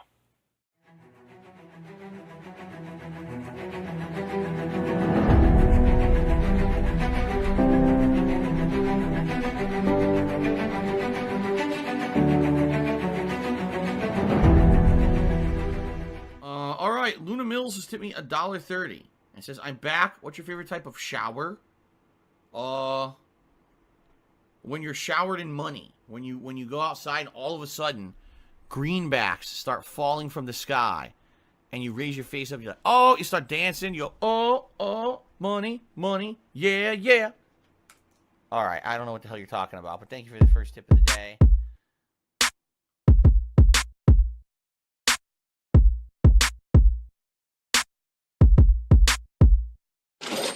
Money, money, yeah, yeah. Money, money, oh, money, money, yeah, yeah. Money, money, money, money, yeah, yeah. Money, money, oh, money, money, yeah, yeah. These contributions are mandatory. Money, money, yeah, yeah. Money, money, oh, money, money, yeah, yeah. Money, money, money, money, yeah, yeah. Money, money, oh, money, money, yeah, yeah. These contributions are mandatory.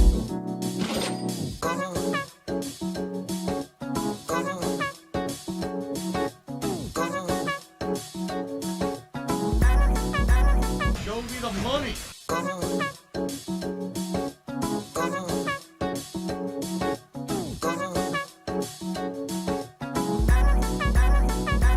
Free. Money, money, yeah, yeah.